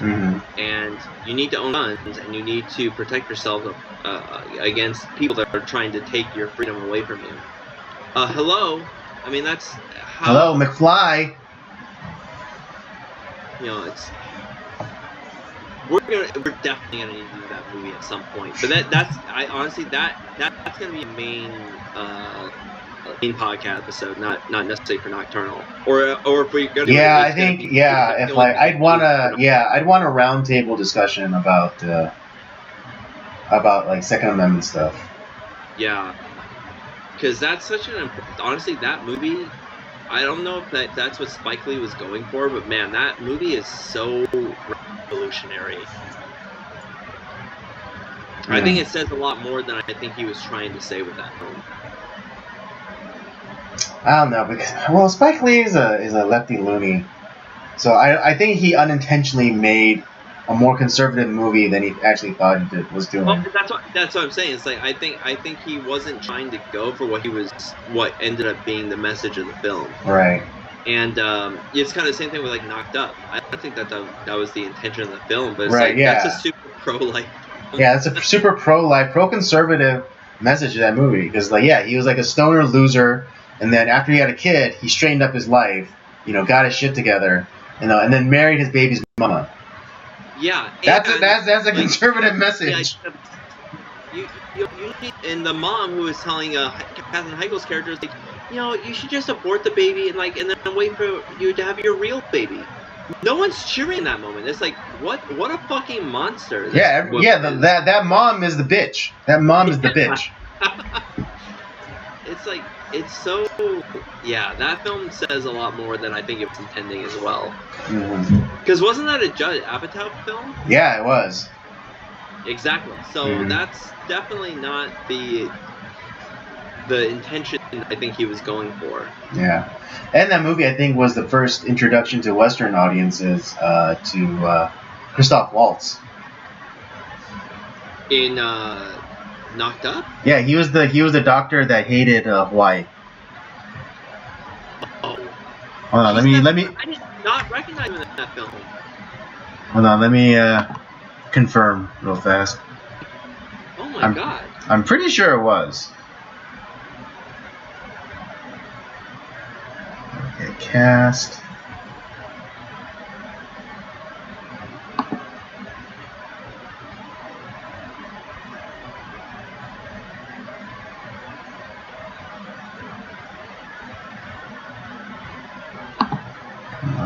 Why is it running so slow? Better.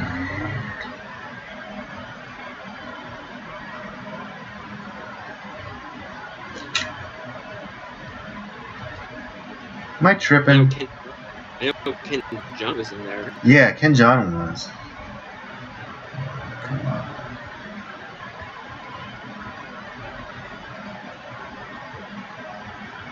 Da, da, da. Yeah, I don't see. No, I don't see it. Oh, maybe I. Yeah, maybe I misremembering.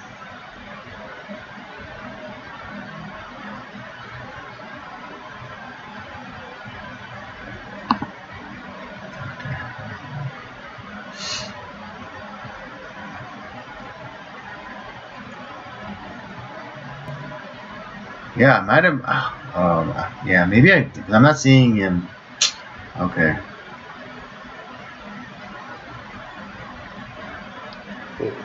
Yeah, maybe I did. Maybe I did misremember. Yeah, I think because the first film, the first film I remember him in, which is Tarantino, the Inglourious Bastards. That's like where I remember. Like, that's where he really became famous here in America. Was Inglourious Bastards. Because he'd done like some other like German production stuff, and like, he's been acting for like a long time, but not necessarily in this country.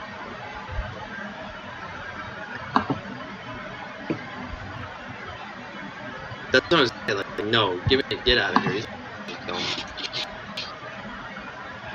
Unless it was like uncredited, and I don't know. Yeah, I guess not. Yeah. Oh, Hank, so silly. Okay, yeah, because I could have sworn it was yeah, I could have sworn. Maybe it was somebody that looked like Christoph Waltz. Yeah, nah.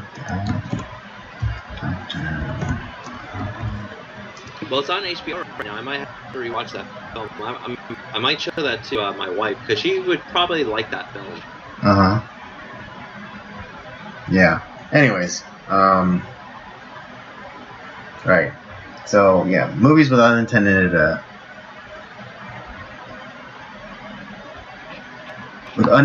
messages. Anyways. Oh no. Anyways. All right. So let's get We'll get into our next topic, I suppose. We're finally going to be talking about the Daily Wire documentary done by Matt Walsh. What is a Woman? That's right. So you did end up seeing it, right, Andy? Yeah, I watched it. Yeah, it is very interesting. I have to say, I don't know about you. To me, what I like about it is, it's not Matt Walsh, kind of doing his own take on things. I mean, because he is very well researched on this topic, but he is allowing people to people within like this industry who are gender affirming people, what have you, and like people who are involved in like this philosophy, and people who are involved in transition stuff, telling how they understand it. And he's just a guy who's like, he is just constantly asking questions. Like he's and he talked about how it's like, honestly, like, yeah, there's a lot of times where like I could have like reached over the table and just like be like, what the fuck is wrong with you? Kind of, he's like, but that wouldn't have been a good film. But it's just like that does not help the documentary. It doesn't help kind of sell like the craziness that is going on here. You have to let them tell how they're in their own fucked up minds, like what is going on in there. And I think that is a brilliant way to handle it. Like it's like you let them kind of dig their own grave, essentially, their ideology. But the more, so I don't know if that's something you enjoyed about the documentary, or did you enjoy it at all? Like, did you find it helpful? Yeah. Yeah. I mean, oh no way! Christoph Waltz is born on our birthday. He's an October 4th baby? He's October 4th baby. Okay, when I had to more Christoph Waltz like come October. All right. All right. Oh yeah. Sorry. Anyways. We have a 4th. All right. Yeah. All right. What is it? Yeah. No. It was. I could. Dude. Yeah. I don't know. Yeah. I was really impressed. Like, how did Matt Walsh keep his composure during those interviews? With those, insane people. They're insane. But kudos to him for just being like so calm and level-headed, and just basically allowing them to tell on themselves. And kudos for just going into those interviews with like genuine curiosity, and just trying to understand like those people's positions. Um,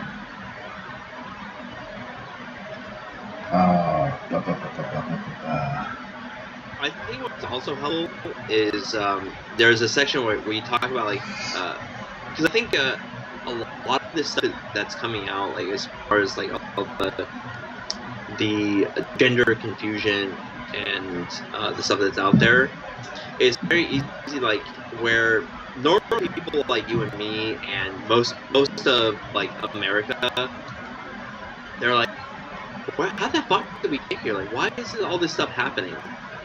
And we do have a section of the documentary that talks about like how this, the people that kind of got this, fucked up ball rolling. And we talk about like we probably talked about John Money a little bit and like some of like, the fucked up things he's done. But there's other philosophers who have kind of like been involved in starting this whole thing. What was the other like big guy's name that like I know I've heard the name. Alfred Kinsey. He's like a yes, yeah. That's another guy who is a celebrated person in that field, who is at fault for what we're dealing with today. Right. Yeah. Because all of his data is from flawed methodology. Because he just talked to he basically talked to sex offenders and then extrapolated out into broader society. And that's not the case at all. The sex offenders is the anomaly. They're the what's the word I'm looking for? The sex offender is they're the exception. Yeah, the exception, not the rule. Kind of what we were talking about before. But and then the grotesque experiments that he did, like just because there was like that infamous table, like table 43 or something, or 34, where it's like oh yeah, a baby masturbates like, or has like this many orgasms a day. It's like, how the fuck do you know that? That's the thing. Is like, what the fuck is this? Like, and that scares the hell out of me. That like you essentially have a sexual pervert who is running these experiments, and we always chastise, the Nazis were terrible, they were doing all these human experiments, blah blah. It's like, well, guess what? There's people that are in this country doing the same fucking thing, and yet you celebrate them. So you're not right. I mean, really no one. Yeah, like everyone agrees that. I mean, I would think everyone agrees that what John Money did to those two boys was monstrous, and like his research should no longer be taken seriously, or even brought up within the academic circles. But it's constantly brought up. It's constantly taught. And not as like, this a warning type of not like as a warning, but as like isn't this interesting? Yeah, exactly.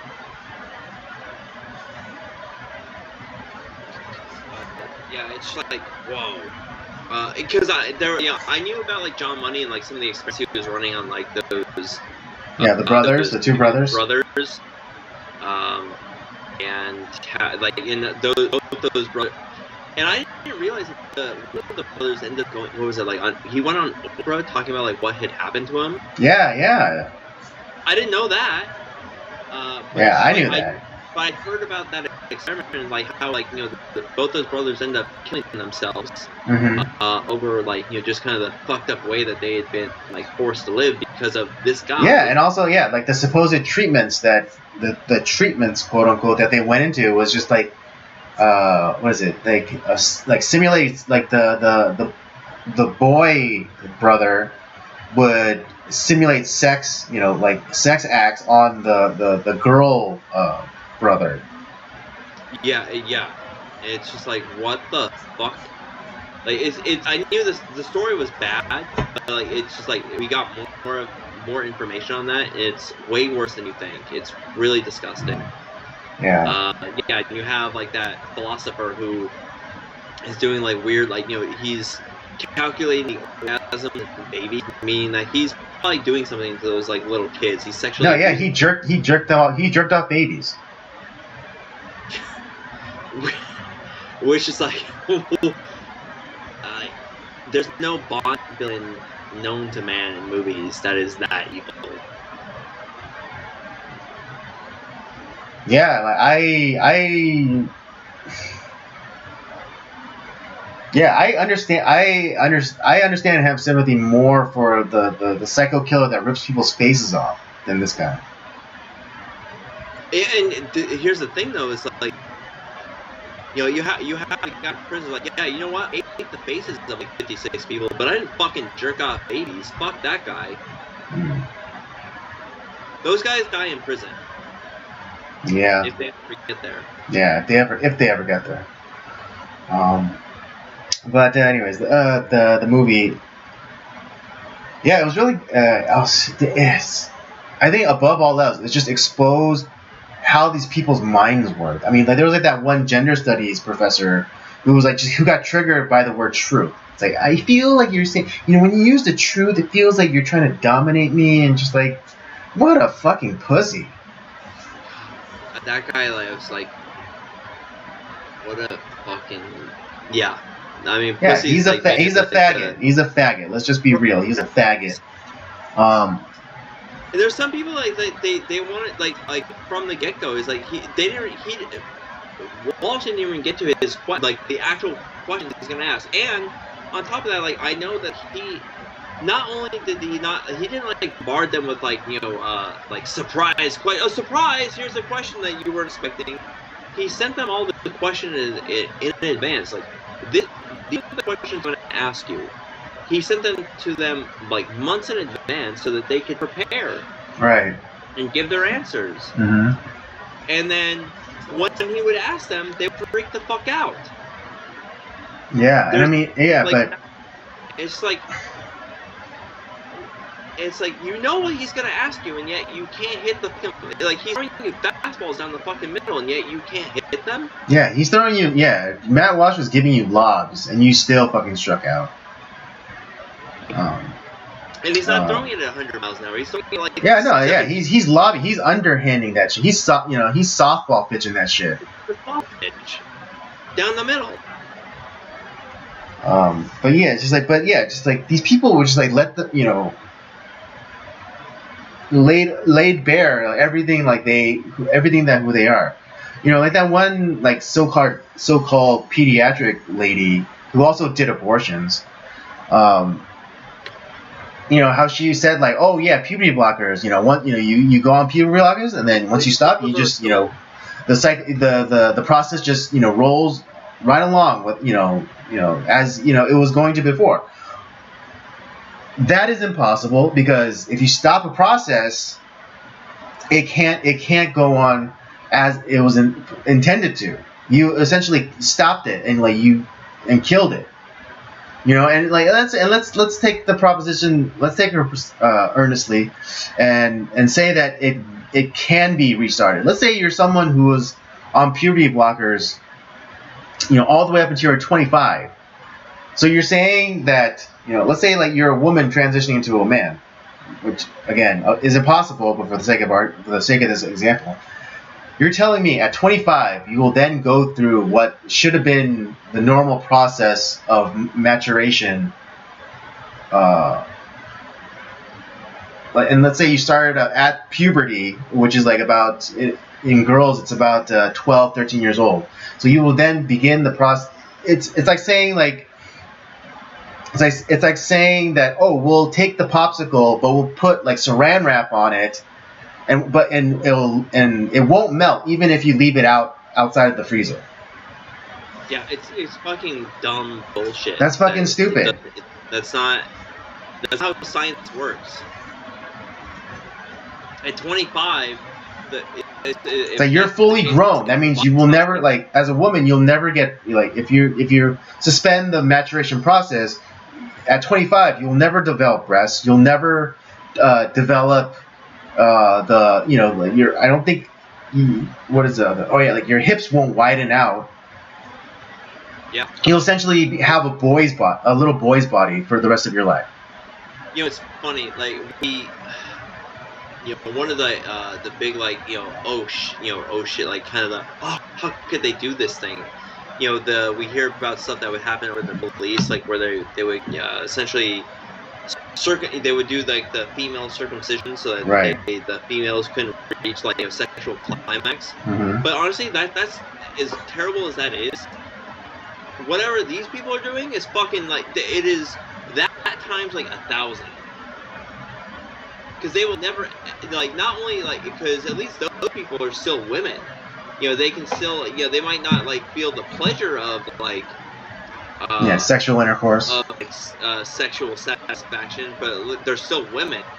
Like, these people are, like, they mutilated these people. And they're, like, they probably can't even have sex, for God's sakes. Right. I mean, yeah, like, particularly the men who, chop their cocks off. It's like, you're basically living with an open wound the rest of your life. That's the thing that they all just tell you about. It's like, after a certain time, that shit starts to fucking smell. Right. Yeah, because it's an open wound. It's never allowed to heal. Therefore, it's going to develop necrosis. Yeah. It's going to get infected. It's going to get and you might get sepsis. You might get an infection of the blood from that. Yeah. That shit. Okay. I remember, like, hearing stories from people who had surgery, and it's like they never told me it was gonna smell and, like, be, like, gross, and, like, I was gonna be in, like, pain because it's like, oh yeah, it's like, yeah, you have an open wound, brother. Like, it's like, this is not and you have, like, medication and salves that you're kind of, like, trying to preserve this, like, open wound, but you're fucked. It's just like if you have a gash in your leg that you never, like, fix. Yeah. It's like if your body's trying to heal it, but then you just go in with a knife and just, like, freshen it up a bit. That's what you're doing. It's fucked up, man. Yeah. I mean, yeah, there's, like, that thing with that trans kid, Jazz Jennings, and, like, the conversation that the mom was having about how, like, she had to be the one to go in and dilate, would basically shove a dildo in Jazz's penis vagina, so it wouldn't heal itself. It's just like, what the?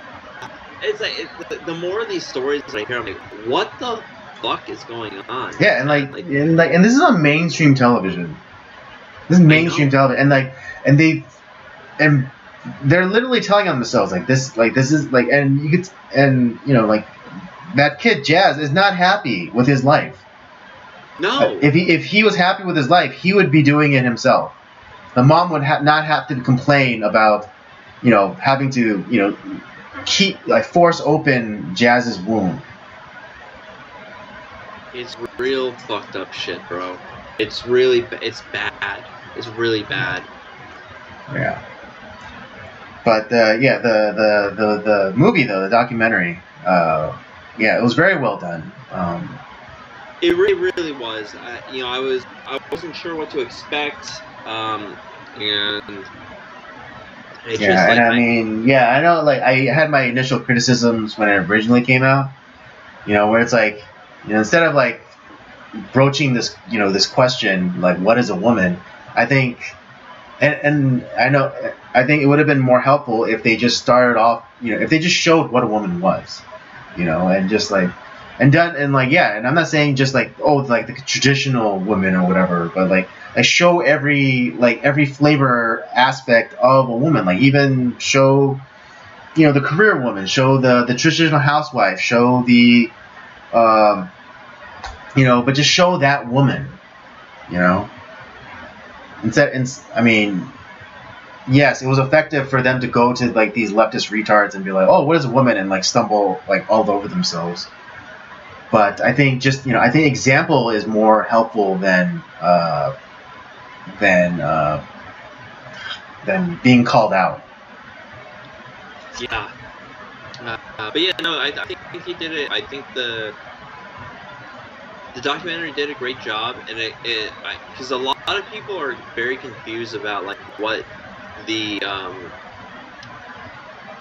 Nazis think about like this stuff. Like, yeah, clearly they don't know what a woman is, but it's more of like we don't necessarily know like what they actually think, and so hearing it from their own words, like all their crazy ass philosophies, not only like their philosophies, but like where their ideology comes from, because they might not even know where their ideology comes from.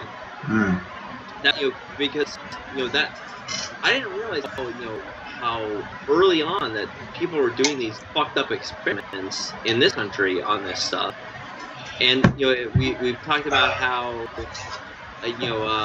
like the Nazis and Imperial Japan were doing these really fucked up human experiments and shit. But like it goes back to like that it's that level of fucked upness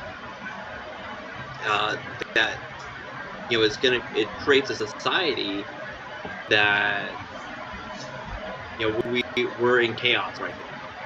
And so having that exposed a little bit, like I think, and the more people that get eyes on it, and I understand like why they have it, obviously behind the Daily Wire paywall. This was not a cheap documentary. It did cost a lot of money. I understand that, but now that they've put it out on Twitter, with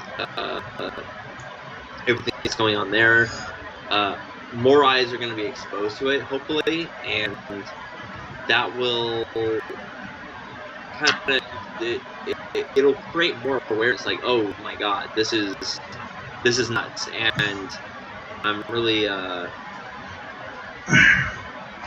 hoping it brings like a lot of things, and maybe we're going to see some change in this. We already kind of are in a little bit, but maybe even more, because I think we need to come back to some sort of sanity in society. It has to happen, otherwise we are fucked. Yeah, and that's putting it lightly.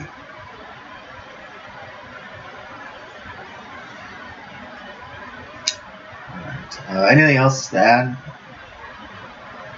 No, I really have nothing else to add. I like I said, I think the documentary is great. I think if it's still up on Twitter, you can go to if you want to watch it. If you're just curious, I think it's still up on the Daily Twitter page.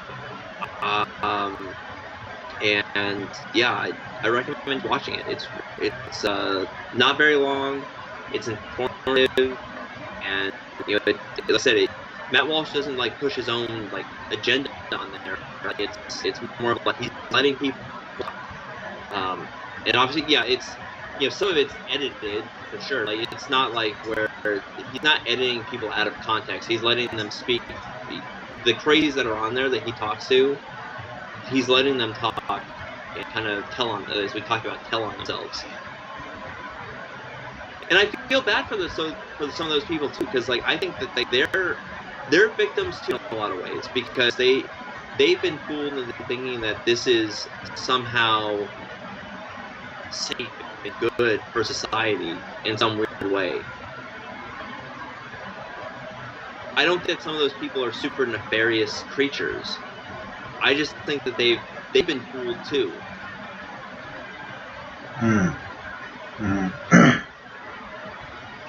Right. Yeah. So, in that aspect, there is a level of compassion for those people, because what is it? I mean, synchronicities. Because I was watching I was watching Owen Benjamin's stream today, and he was kind of going over that new movie, Sound of Freedom. Oh, I haven't heard of that. Yeah, it's about like the whole like child, trafficking thing.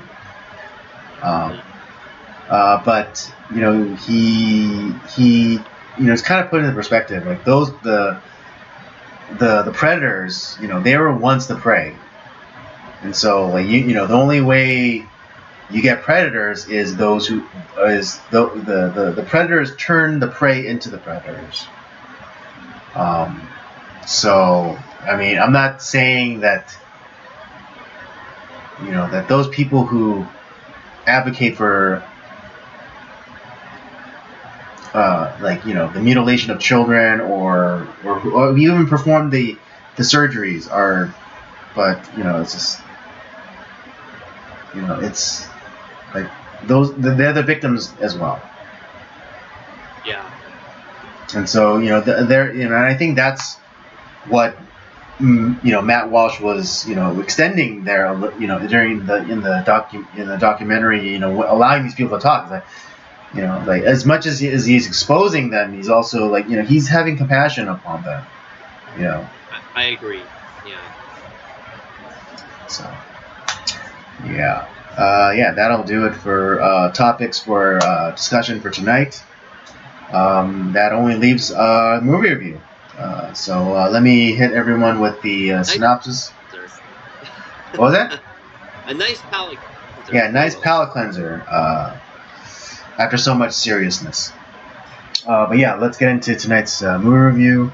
Again, this month's theme is submarines.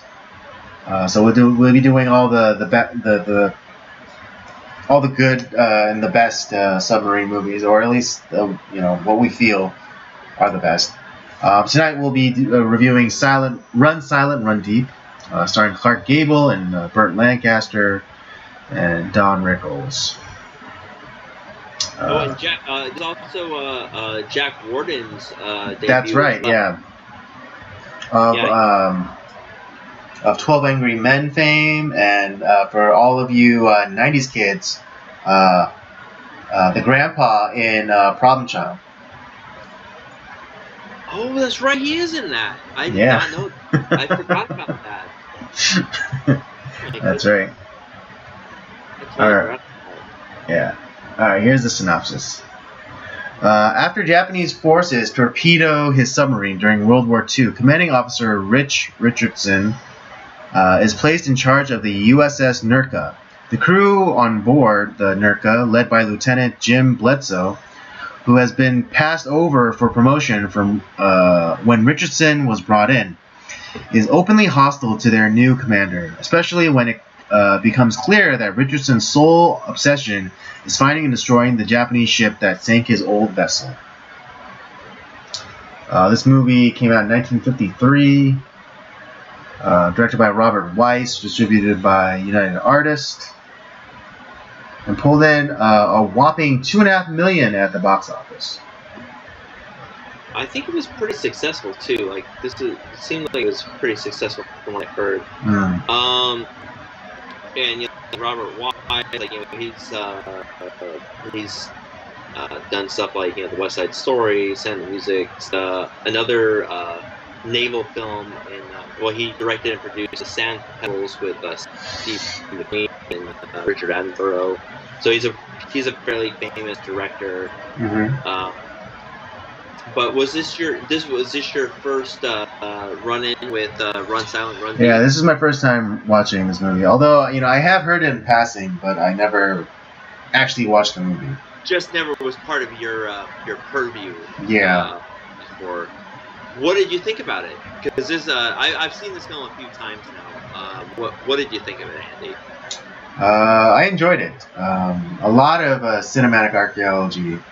Yes. A lot of tropes that that other submarine movies would take on and adapt or homage and or outright steal from this movie, and I don't know, maybe there was another submarine movie that that this movie took from, but again, there's a lot of cinematic archaeology in this.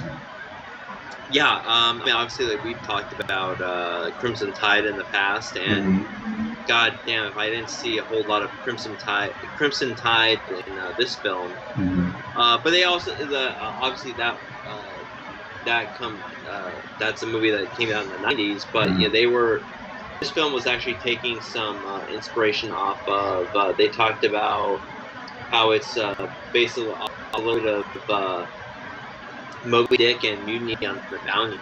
I see that. So yeah, so there's a lot of that in there as well. What did you think of our characters? Did you like Clark Gable as P.J. Richardson, and did you like Burt Lancaster as Jim Bledsoe? I did like him. I thought Clark Gable was a very convincing commanding officer. I think he served during World War II, if I'm not mistaken. I think, I think I think it's known pretty. I think it's common knowledge that a lot of Hollywood movie stars joined up during World War II. I think Clark Gable was in the Army.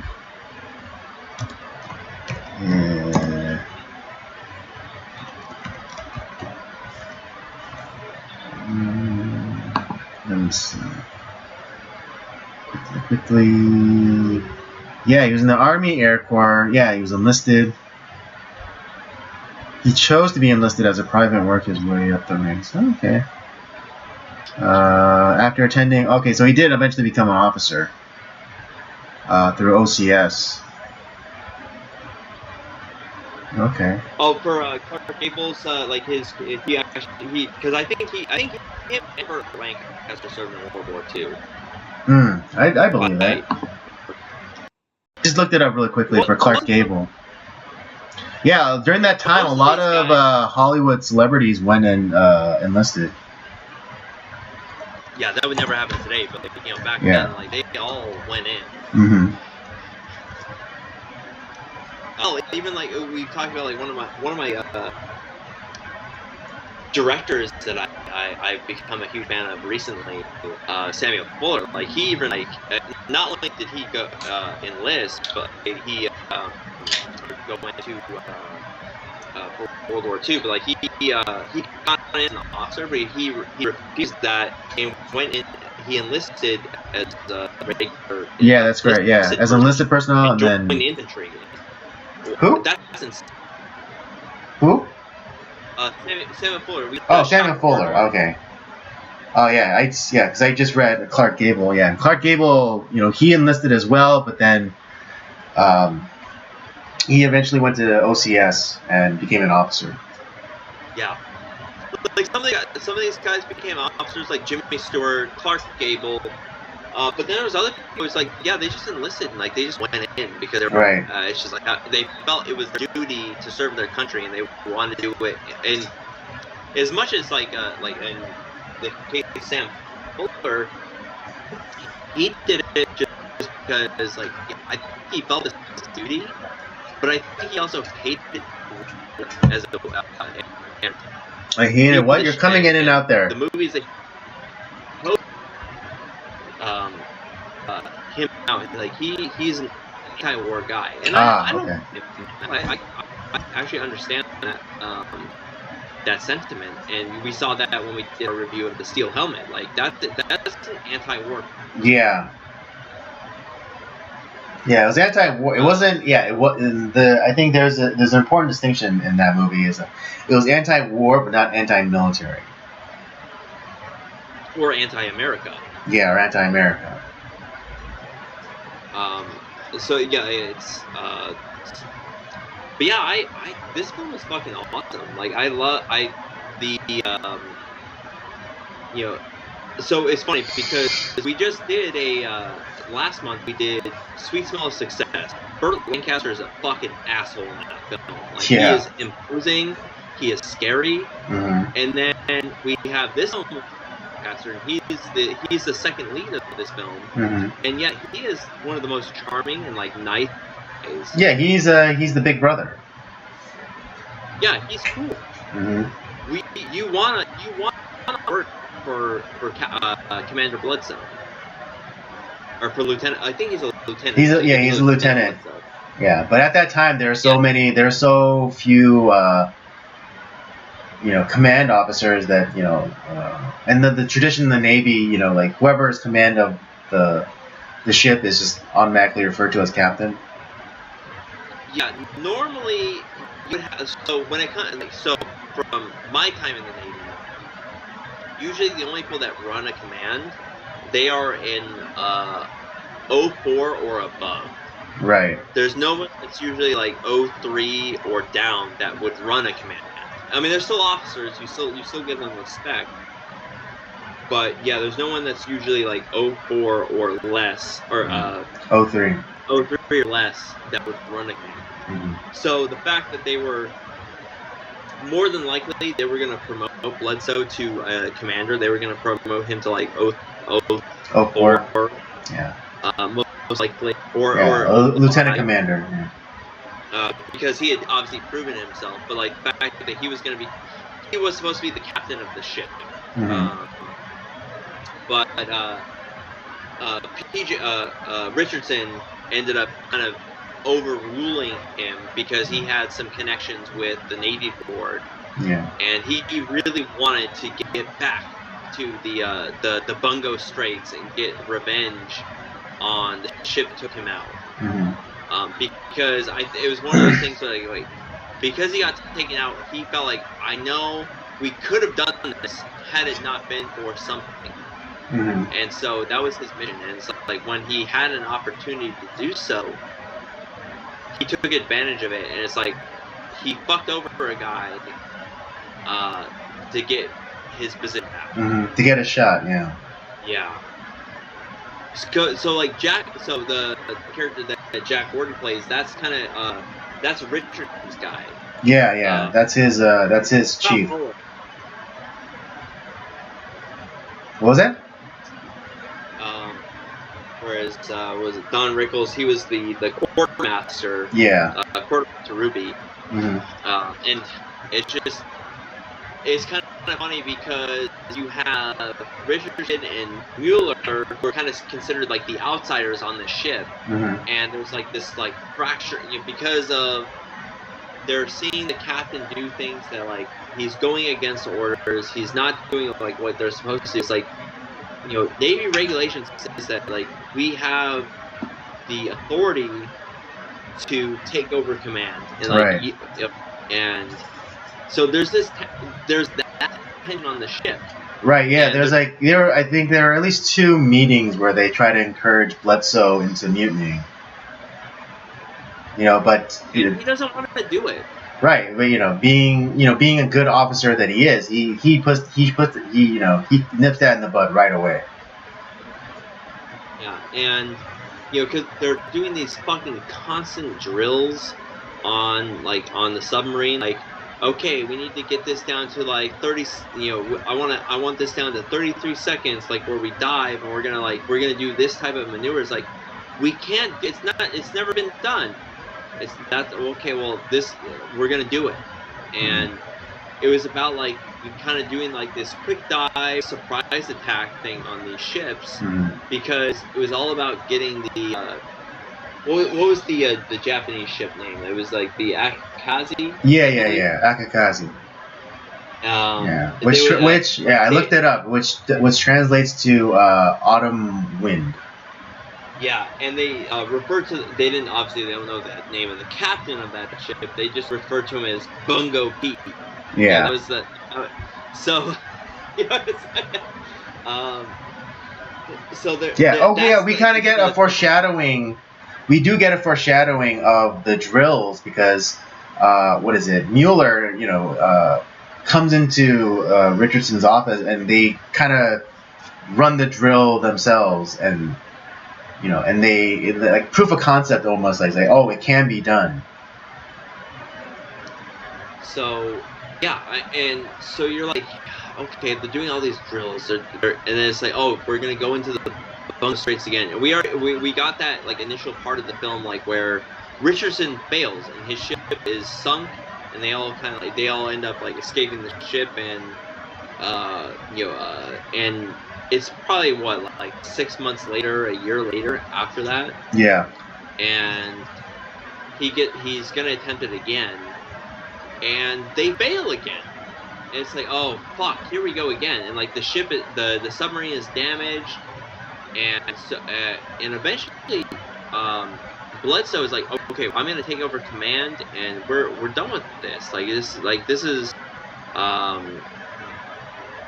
we're not going to go through this. Like, the ship is damaged. Everyone wants to go home. We went against orders. We need to go home. Yeah. And I mean, I think, and they already lost a man. The kid that bet on what area they'd be patrolling. I forget what his name is. Oh, I forget his name. It was area. He picked Area 7. It's like everyone's like, oh fuck, you picked the wrong number, bro. Bro.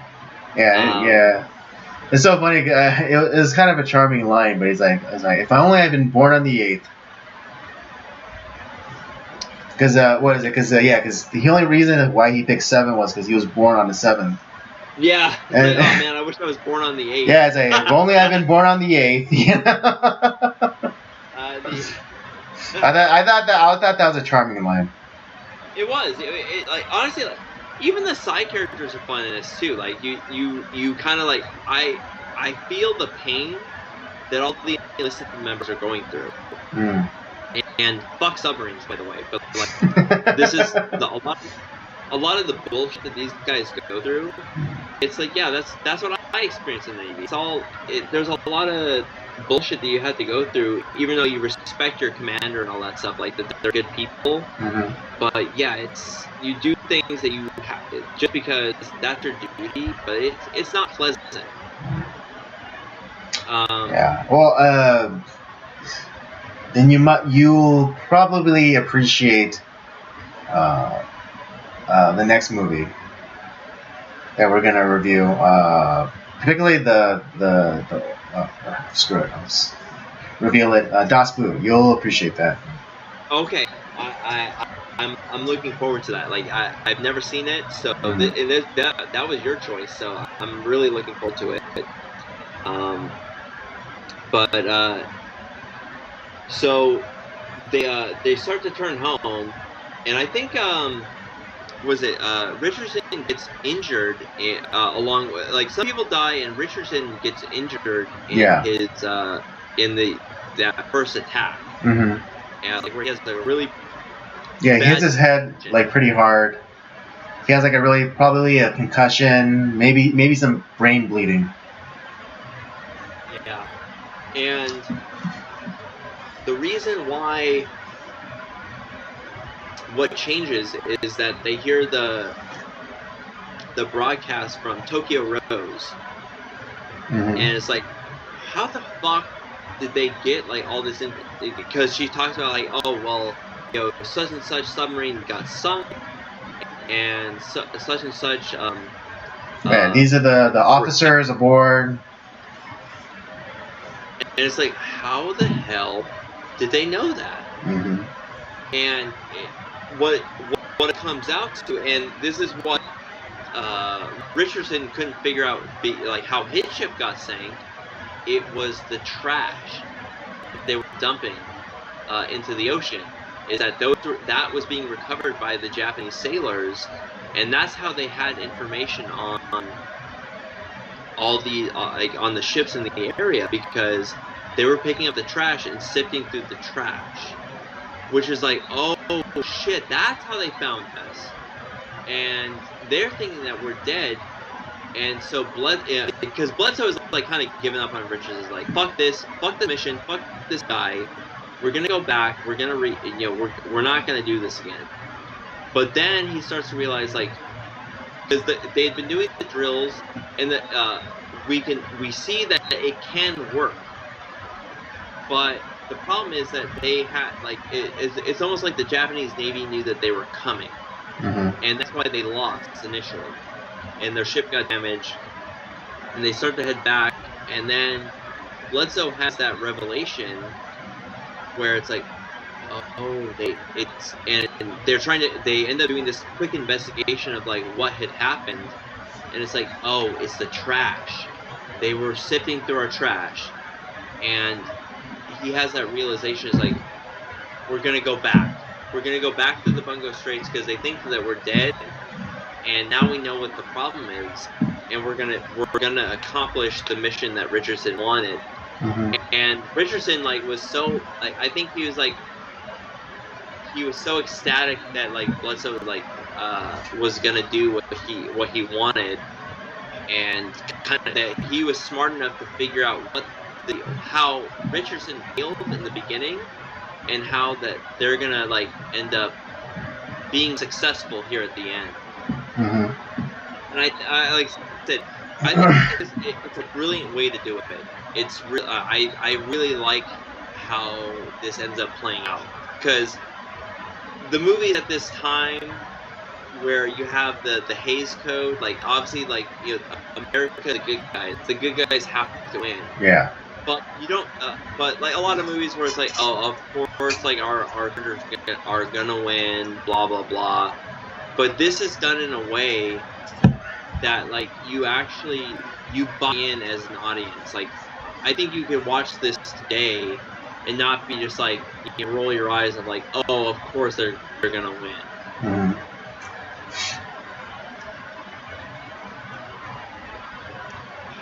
I don't know. Like I said, I don't know if you feel the same way about me with that, Andy. As far as how the movie plays out. Yeah, no, it's I think for the time it would have been a really good surprise. It's oh, they're not gonna win. They're gonna go back. They're gonna go back home with their tails between their legs. But yeah, that discovery by Bledsoe is the critical moment where they're able to turn around, and they were, and also Richardson was able to figure out what that signal was. Because after the last attack, they heard the Morse code. The Morse code, they couldn't figure out what that signal was. And yeah. He had heard on his first ship they got destroyed. Mm-hmm. So it's they had been what the fuck are they what are they sending out? And they couldn't, and obviously it's in Japanese, it's Japanese Morse code. Mm-hmm. So it's they're not able to decipher it. Right. And so but because he remembers hearing that before the on his first command, he remembers it, and throughout even after he got his head injury, he's still kind of going over in his mind. He's constantly hearing what is that noise? What is that signal? What is that signal? And then he on their way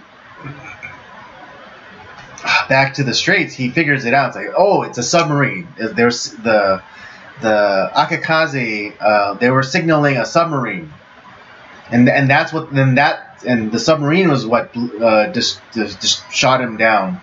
Or blew him out of the water the last time. Yeah, because the initial attack, the initial attack on the Akakaze, they had shot some torpedoes at it, and they thought that one of the torpedoes went kind of ballistic and came back at them. Mm-hmm. And so they thought it was their own torpedo that was coming back at them, but what they didn't realize that it was the Japanese submarine that was attacking them. Mm-hmm. And so that's kind of what threw everything into chaos. And so I think it's the way that the battles play out, the way that you're left in suspense and mystery, and then there's obviously the tension within the crew, mm-hmm. Who they're confused, and so you're well, we have Richardson and Jack Warden's character in the what's his name? Mueller. Kraut Mueller. There's that tension between those two guys, mm-hmm. and Bledsoe and Cartwright and all the rest of the crew, and you are so there's all this chaos, and it's enough chaos that where it's it envelops you as the audience, where you're caught up in it.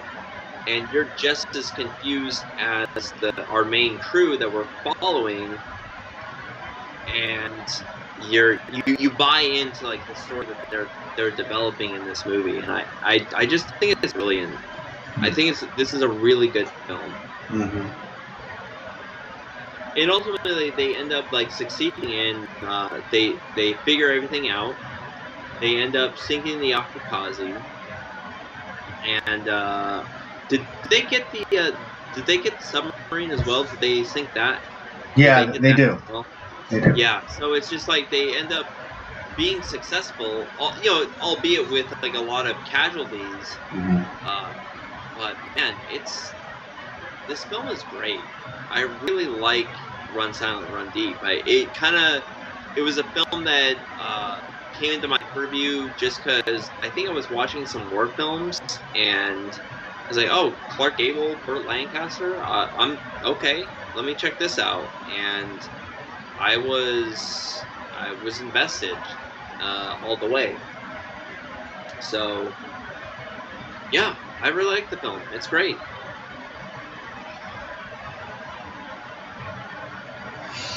All right. Anything else? Anything else to add? No, like I said, I don't really have like I don't know if you have, like, do you have any negatives or anything, like, some things that you maybe were there things that you didn't like about the film at all? No. There's nothing. There's nothing I can really say that I disliked about this movie. I mean, I admit that it's not the greatest movie I've ever seen, but there's nothing like I can really complain about. And and everyone knows me. I'm the technical guy, so like I ding things on like technicalities, but I really don't have anything to knock about this movie. Well, with that said, like, why don't you start? Because you saw this for the first time. What do you think about it? Like, what would you rate it?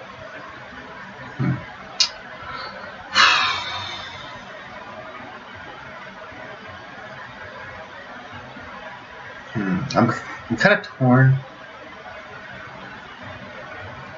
between a 3.5 and a 4. Okay. Because, yeah, I mean the only thing I could really ding it was maybe because of the time that it came out and the special effects, but that's hardly a reason to really ding a movie. Again, like I have nothing really bad to say, but again, it wasn't like the best movie in the whole world. Yeah, this is a 50s film, and it's definitely it does get lost in the minutia of World War II films. Mm-hmm. It does. Yeah. No one's gonna be talking about like Run Silent, Run Deep is not gonna. Yeah. Overgo like From Here to Eternity or like hell maybe like the Sands of Iwo Jima or the Guns of Navarone. Yeah. Saving Private Ryan. It's not gonna be better than those films. Right. Yeah. So. Yeah, I think I'm gonna give this a 3.5 then. You're a 3.5. 3.5. Yeah, I think that's fair. I think I'm gonna probably come in about the same. I'm gonna go 3.5 as well. Mm-hmm. Not because of anything like a technical problem or an acting. Like, there's nothing wrong with the film. Mm-hmm. It just has like there's just that missing factor that turns it like from an instant classic. Like when you think of like World War II films, I can think of 10 right off the top of my hand that I would say are more impactful than this film. Yeah. It's in that's actually that is one. There's a ton of war films, obviously, but World War II films are just that's a you can almost have that as a genre itself. Yeah, because the backdrop of World War II is just it's just you're able to tell so many different stories, because you could tell like a spy story, you could tell like a soldier story, you could talk about the burden of command and POW movie. Yeah, story. So yeah, the backdrop of World War II is just Yeah, or like a Holocaust story. Yeah. So it's like you're caught up like in a just this giant sea of movies when it comes to World War II, and this doesn't necessarily rise to the top. It's not like where fuck I gotta go rewatch Run Silent, Run Deep. No, it's a film I am gonna come back to because I do really like it, but it's.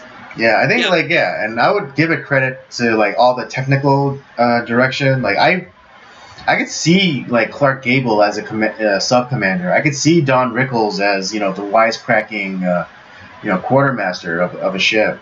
Yeah. And just like the kind of like the procedural things that they do, like it's all very convincing.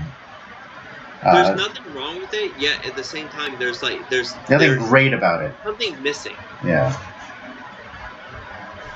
So. But yeah. All right. Yeah. It's a great movie that I think everyone should. If you like World War II movies, this is a film that you gotta see. Like it is one I think you should see. It's especially because it's one that most people don't talk about. That's why I chose it. All right. Well, there you have it, folks. That's our review for Run Silent, Run Deep. Both Robert and I gave it a 3.5. It might not be everyone's favorite, World War II movie, but it's still a really well done movie, and I think the payoff is really great. So would definitely recommend this movie. Yes. All right, folks, that'll bring us to the end of our stream tonight. I hope you had a good time. I had a good time. I know Rob always has a good time. It's always good to come back and talk about news topics and movies and whatever else we decide to talk about. Indeed. All right, if you enjoyed our live stream, don't forget to check out the library of other content that we have, the Circle of Jersey main podcast, Nocturnal Transmissions, of course, and Rob's Gaming Show, Up by Up Down. Don't forget to follow us on our various social media accounts, Twitter at Letterboxd @PodcastCOJ, and Instagram @Circle of Jersey Podcast. And with all that said, we thank you for joining us tonight. Come back next week, and we'll do it all over again. Have a good night.